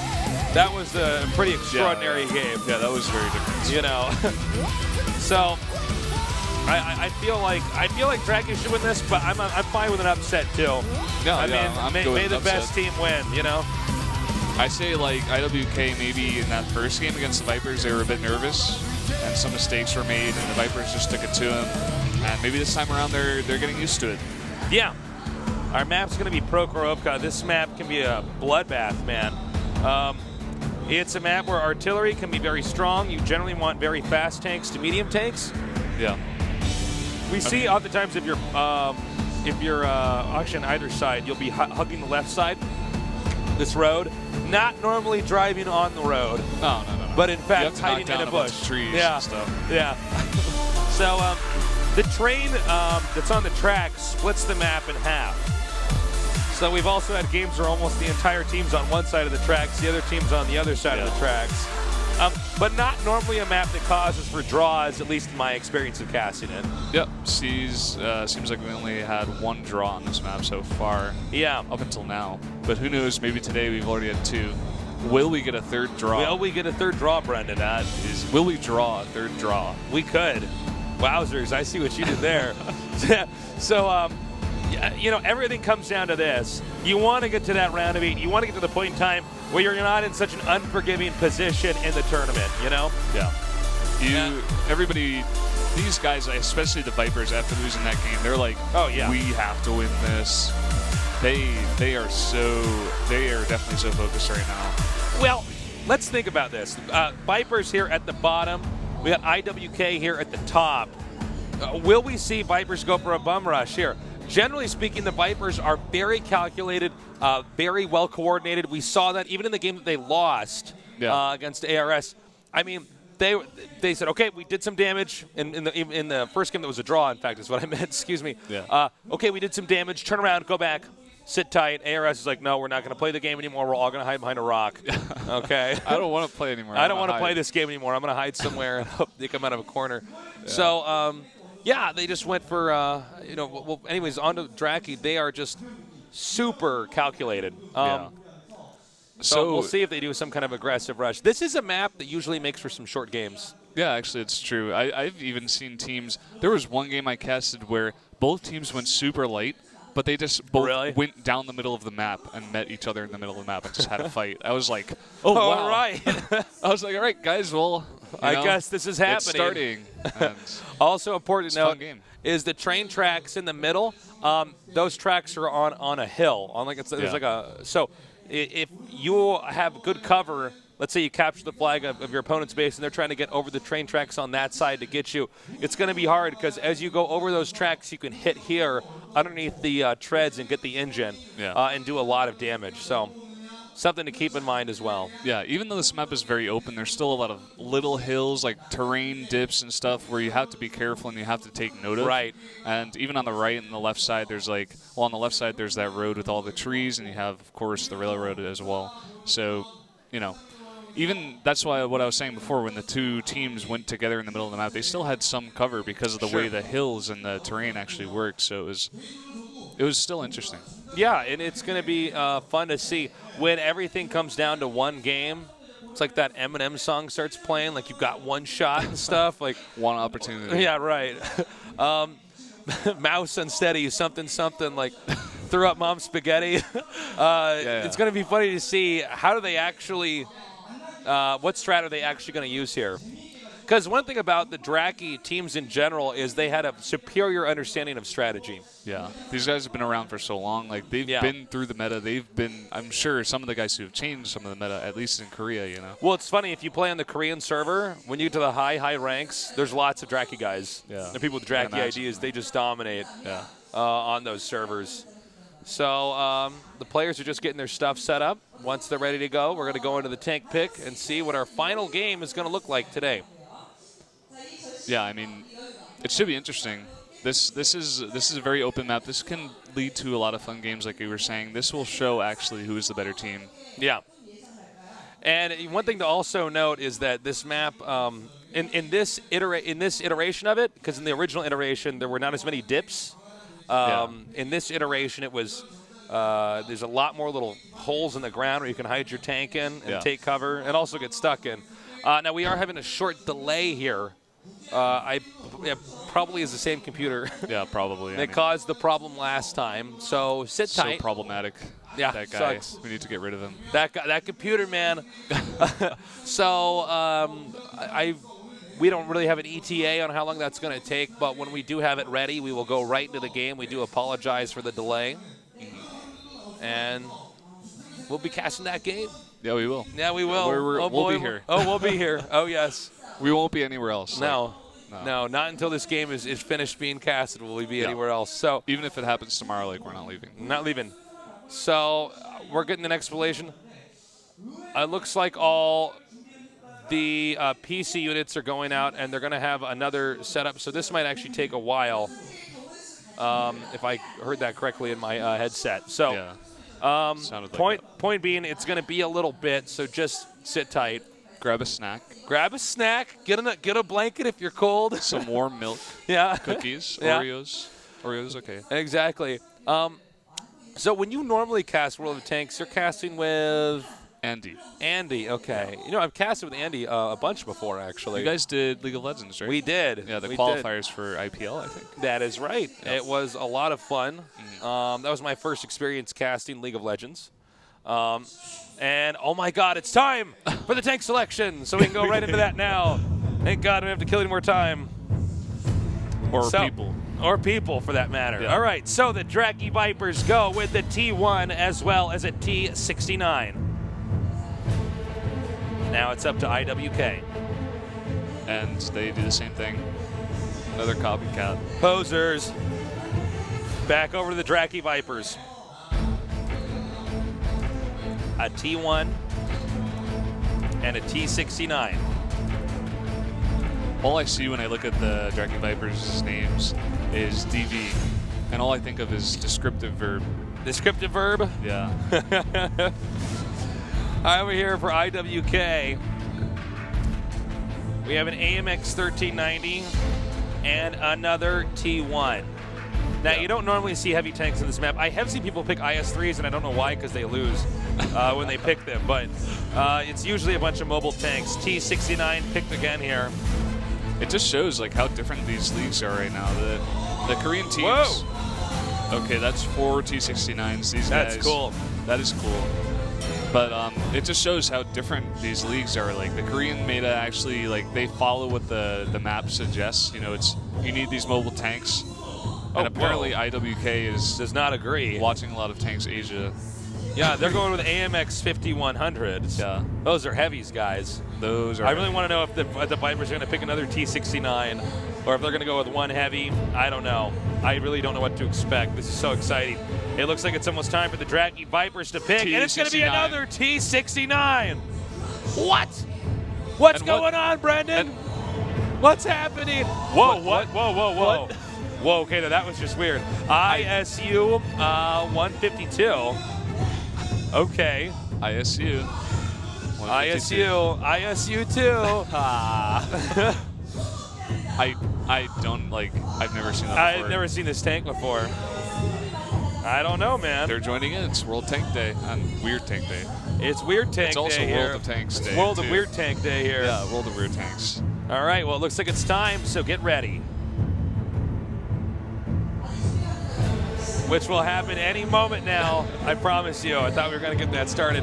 Anyways, yeah, IWK against the Draki Vipers here, a best of one. Very cool tank selection on both sides. A lot of T69s for the Vipers. Heavy tanks as well as an ISU 152 here for the IWK team. Yeah, Really cool this is gonna stuff. be interesting. It's the quintuplets versus like the ugly duckling. So, I don't know, man. I'm going to go with the Draki Vipers pick here. It makes more sense to me on this map. It's not as weird and tricky, but that doesn't, you don't have to have something out there and crazy for it to be a win. Anyways, let's go.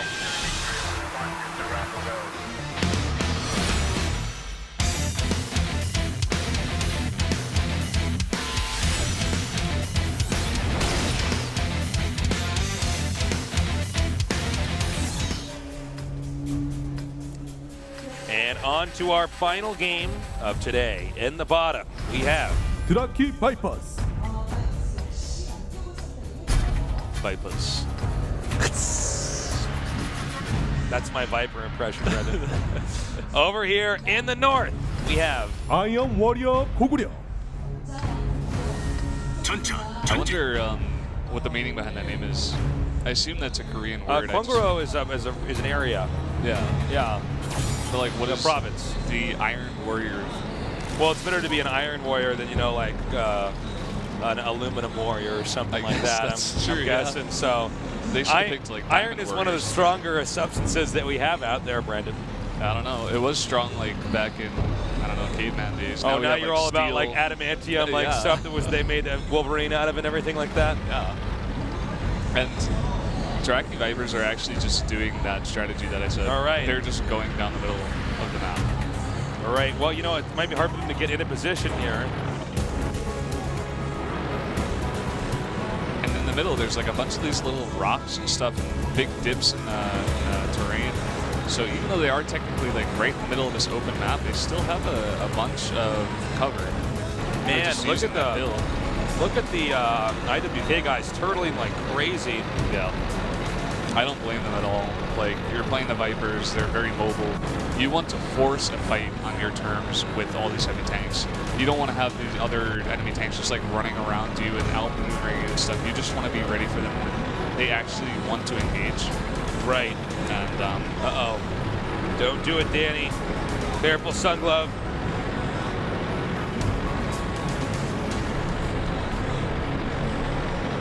Sun Glove over here trying to scout out, trying to get this little T1 out of the way here. Yep. And he's very far north, like he went all the way up. Now that's, with just a little T1, Sun Glove can just like roll over that hill and kill that. But of course, he will also be putting himself at risk of a lot of other tanks hitting him from afar that he can't see. Yeah. That are all the way back in the back over here Now in the bushes. Yep. Now, well, it looks like Sun Glove's actually going to abandon this. Yeah, I think that's smart. Like, you can't risk going over that hill. Now that is a killer tank right there. I believe that's Tank Destroyer, actually. Yes. So basically, you want to stay way in the back here and just wait until you get a tank in your sight and you just fire it and it'll do so much damage. Now, that should be one of the last tanks killed, assuming that or IWK, excuse me, lose this match. Yeah, I mean, those tank destroyers, you keep them in the back and they destroy tanks. Like, they're not out there to be maneuvering and going about the map. And Right. they just want to kill tanks. So, like, it says it in the name, you know? Yeah. It's pretty self-explanatory. Yeah.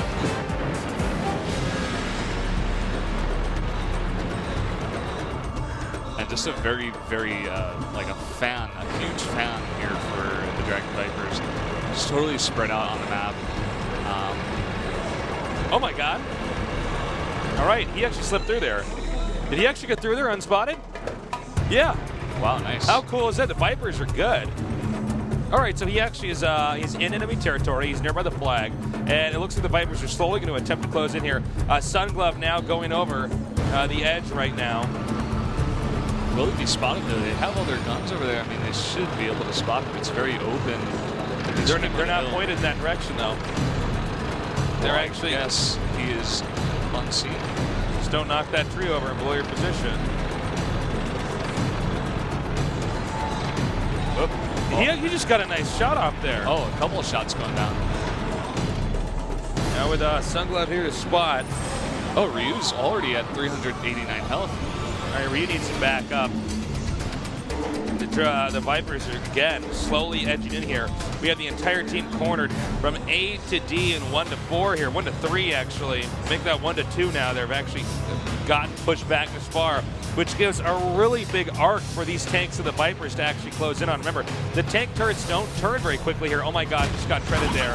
And this allows them to basically turn this into a giant firing range and destroy tanks like we see here. That was really nicely done. That was really nice.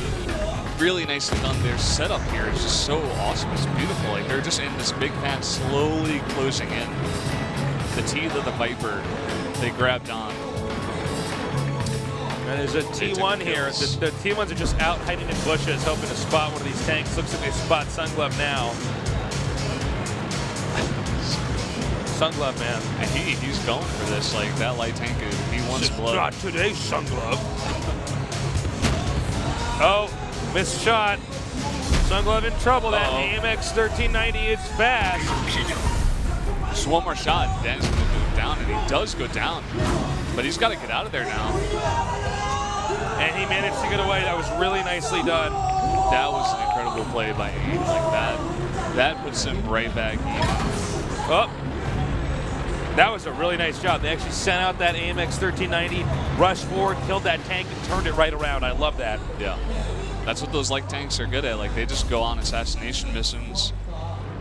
Just took out that tank so quickly. Of course, we still have this tank destroyer back here.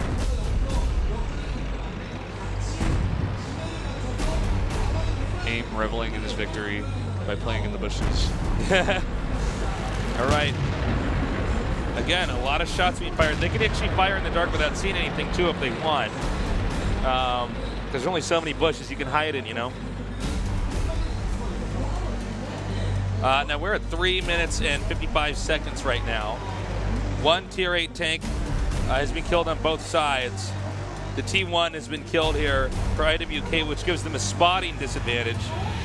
All that the Vipers have to do right now is inch in here and kill off one more Tier 8 and then just hold their ground. And the aim is pretty low. If they do get an angle on him, they could take him out pretty quickly. Was AIM the one that actually came out and got that kill? That was a really nice play by AIM.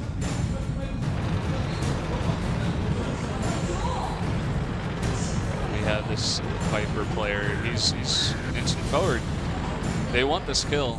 They do not want to draw. They want to win this right now.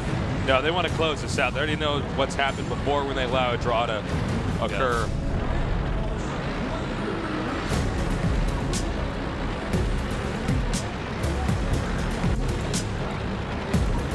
Okay, looks like we might have... Nope, I spoke too soon.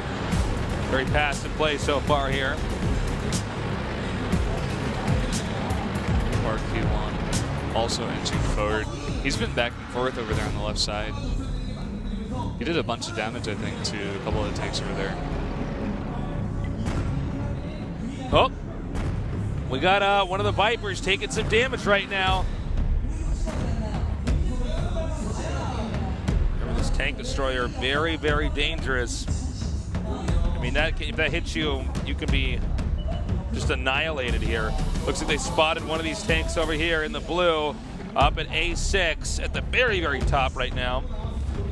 And that is a T1.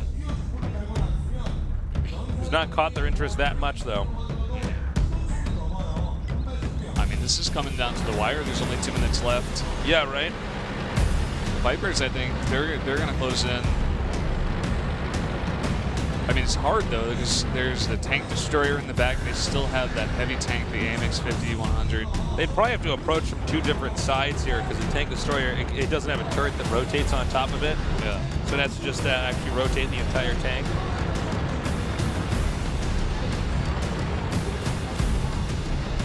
As you can see here, you know, the Vipers have sieged right now on top of all these tanks, but for IWK, but they can't seem to get any further.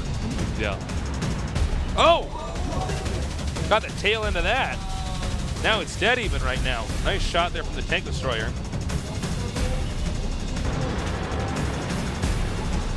And I don't know. I think this might actually go to a draw.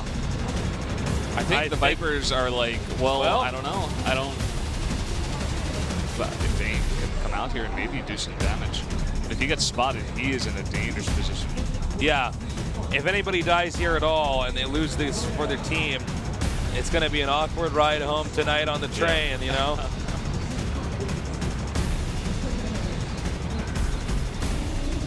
IWK Aim right now, hiding in the middle right here.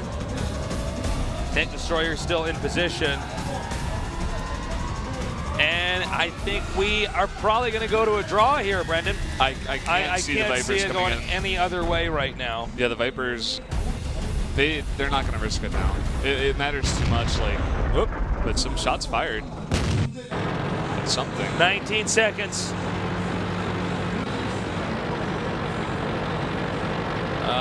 12 seconds. 12 seconds. We're just holding our breath right now, guys. Are they going to do anything? I don't think they will. This is a draw. This is a draw. There's no way. We got to go to another game here. No way can this game end just yet. All right. Rematch. Third rematch, actually. Well, Third second rematch to game. Is it? Well, it was No. the third draw, but it was the second rematch between these guys. Oh, right. These two teams. Sorry, yeah. I was getting draw and rematch confused. Okay. Well, I mean, what can you say, guys? Nobody wants to risk losing everything here. Sunglove talking to the ref. He's like, I can't believe these guys. Because I can read lips behind a monitor. In Korean. In Korean. Well, I mean, yeah, man. Every time I see that picture, that bass down there, I crack up. So, we're going to go to the second final game of tonight. So, again, the map's going to be Prokhorovka. Both these guys had really interesting tank picks. We had the Vipers going with a lot of T-69s. And then we had the Tank Destroyer. Yeah, the Tank Destroyer, very interesting. Did a bunch of damage, too. Yeah, it did. I'm kind of surprised we don't really see that more often. Have you casted a game with the Tank Destroyer yet? I have. Okay, a couple of games, the actually. Koreans are not using them. Ah. That's the first one that Really? we've casted her. Yeah, seriously. I almost had to do a double take when I saw it the first time. I'm like, is that? I'm like, well, hold on. I'll let the game start and then I'll find out. But it was a Tank Destroyer. Yeah. So it looks like we are now ready to go to the tank selection again. And this, again, it should be the final game today, but you never know. We could have another draw as well. Will they pick the same tanks? I think so. Let's find out. All right, T1 and T69. And over here, the same pick, a T1 and a T69. Yeah. All right. These guys are doing the same thing. It's probably going to be the same builds, I think. Yeah, I think so. T1, again. Do it, T69. Make me look good. Nah, they're going to go Tank Destroyer. You're going to be way off. Going to be way off. They all just like... All right, T69. Nice try, Brendan. Now we have IWK. All right, now here's the big question. Are we going to have the two AMX 5100s? We had those two last time. AMX 1390. AIM is, again, on that AMX 1390. Yep. Well, he was MVP in that last game. He was the reason this went to a draw. Yeah, he is, actually. He went all the way out there, killed Sunglove. He murdered Sunglove and took his glove. Yeah. And his And he sunglasses. put it on his turret. Yeah, he put it on his turret. He said, Just ha like ha, you put dead the skulls, Sunglove. You Yeah. put the skulls of your enemies. Then he took a photo of it with his phone. He said, this is going on MySpace. Yeah. Even though nobody uses MySpace anymore. All right. AMX. Okay, I think we're going to have that Tank Destroyer again. Another T69. Mirror matchup. Not mirror matchup. Protoss versus Protoss. Protoss versus Protoss here. It's going to be the same game again. All right. Awesome. I expect IWK to get the same position. I don't know about the Vipers. I don't know if they're gonna push into that again. Sunglove's got this. Sunglove's why he's talking right now. He's like, I'm going to kill that guy. And is it, hold on a second. Did that guy go for an SPG? Or no, a Tank Destroyer again? All right. So it looks like we should be ready to get this game going. Prokhorovka, an open map. I think we've had fantastic use of Tank Destroyer here from IWK, kind of showing the rest of the Korean scene. no, you got to use all the different tank classes, and Tank Destroyer is one of them. And now, on to that game. Get ready.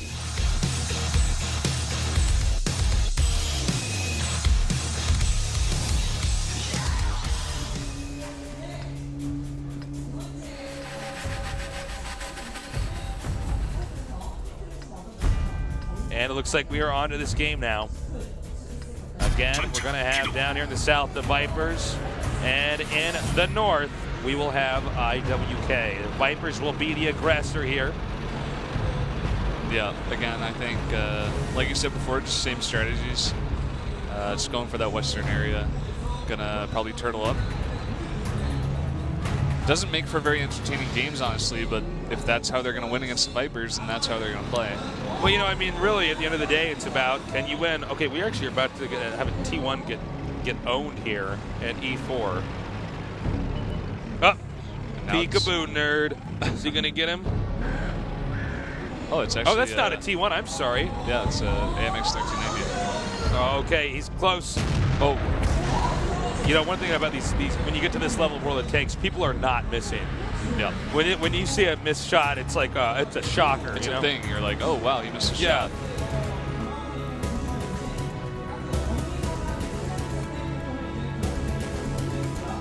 Okay. Again, identical positions here for IWK. Now, the question is, can slowly but surely the Draki Vipers chisel off one tank then another until eventually that Tank Destroyer is not safe? The Tank Destroyer shot at something, but I don't believe that connected. Yeah.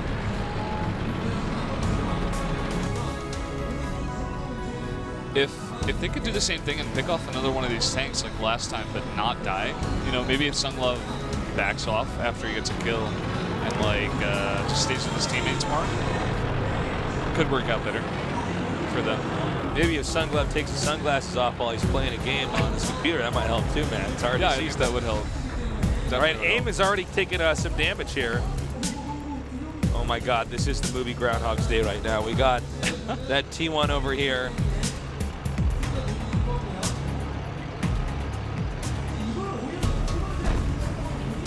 Again, Sunglove, the same exact position. All right, but Ryu is going to be the AMX. Oh, they want blood. Oh! They're taking damage. They got to be careful. Sunglove's baited him out. We got 3 AMX 1390s moving around right now. Oh, he's getting cornered. They got to help him. They got to provide some cover fire, or he's going to go down. Sunglove's in trouble right now. Sunglove bites the dust. They ripped his glove off. The setting Sunglove. All right. A T69 now taken out here. That was Sunglove, as well as one AMX 1390. Now he can use Sunglove's dead corpse for cover here. Yeah. He actually is going to move him a little bit into a better position right now. He did take another piece of damage there. Oh, man, he has 19 health. Oh, he's in trouble. He's in trouble. Yeah, he's down. Uh-oh, IWK in a lot of trouble right now. With that Tank Destroyer, it's not going to be easy to do much more damage, especially if the Vipers go ahead and take cover.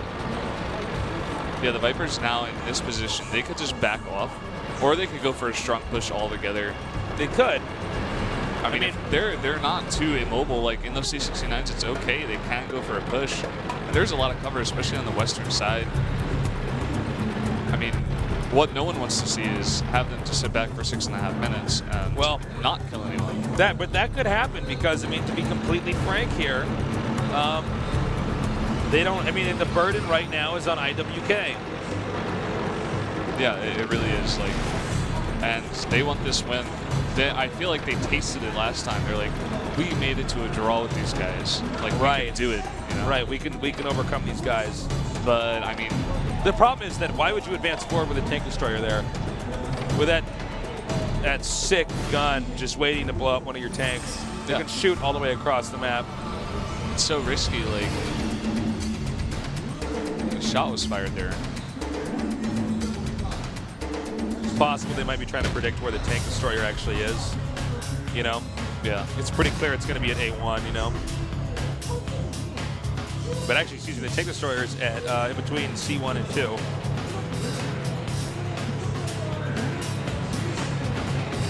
Well, they're just going to have to wait. I mean, there's no incentive right now for the Vipers to push forward. The Vipers, there's just no need. They're saying, all right, take cover. Yeah, I mean, this is their play right now. They're just going to wait.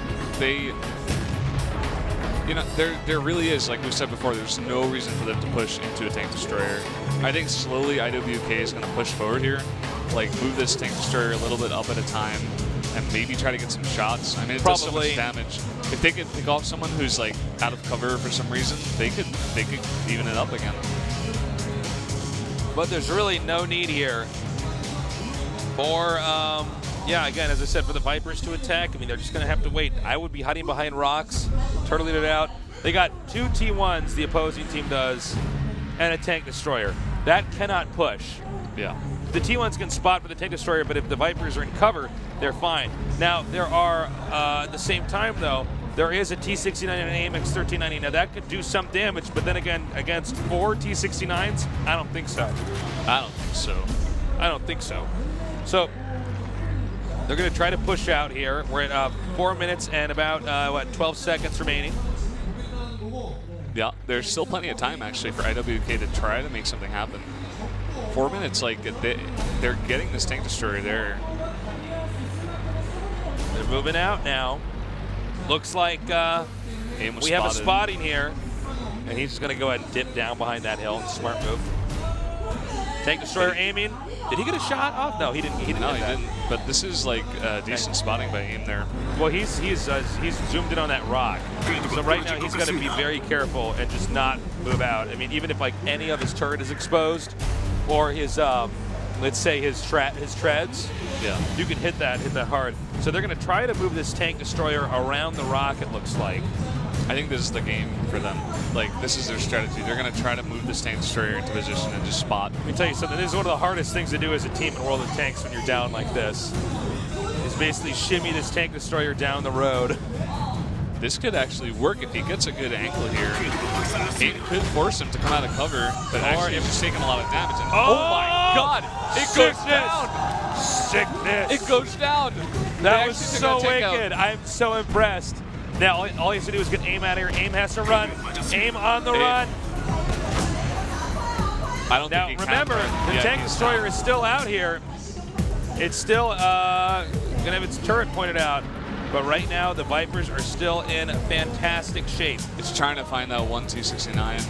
Well, they're all T69s. That one guy who just took out aim. Uh-oh. Uh-oh. Some damage being dealt here. Is that the... Oh, boy.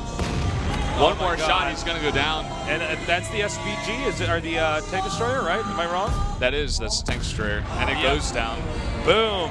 Now it's just one T69 against a bunch of T69s and tanks that can spot for it. Yeah, at this point, I think they might just even move in here. There's only 2 minutes left. They could wait it out, but... Yeah, probably not, though. You know? Yeah, I mean, there might be a T1 engagement, T1 up here on the right side of the map. Uh-oh. All right, well, he knocked him down into the pond. It's going to make it difficult for them to get a base trade off. So this is one of the rare T1 versus T1 fights we see here. He's going to have to keep him pinned down here while the rest of the team closes in. And they are doing that right now. Lots of damage being dealt. Boom. And now it's going to be the execution move, which just now happened. And that will do it. GG. As the Vipers are going to move on. IWK, nice try. That was actually some good play. I was impressed. You know, different tanks. Tank destroyer came out. That was very interesting. Well, you can see they identified the problem when they started to lose. Like, okay, they're not going to attack us. We're gonna have to get around that rock. Yeah. We're gonna start sniping them. And they did a decent job. They took out that one tank, but AIM had to get out of there, and he did not run away right away. So yeah.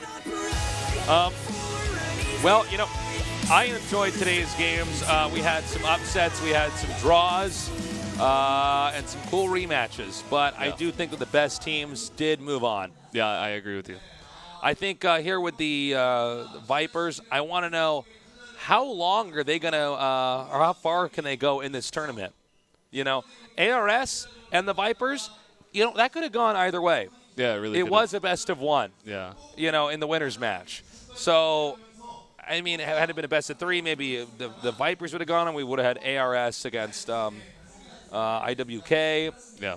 I don't know, but nonetheless, it was a lot of fun, great games. And by the way, good job casting, man. We did good today. Our first cast ever. Yeah. So normally I cast with Artosis. He's at Gamescom right now. So Brennan's been kind enough to sub in for me, so I wouldn't be casting all by myself. Yep. Where I would go crazy. So I do appreciate it. Great work as always. Hope we get to cast again sometime in the future here. And here are the results for today's matches. We had ARS taking the first match 2-0. Those are some pretty good games. That first match was very nice. Very interesting games there. The second match was the Vipers, Dracu Vipers taking it 2-0. Yeah. And again, we just had ARS winning the winners match, IWK winning the next one, and we had Dracu Vipers winning that last one. Yeah.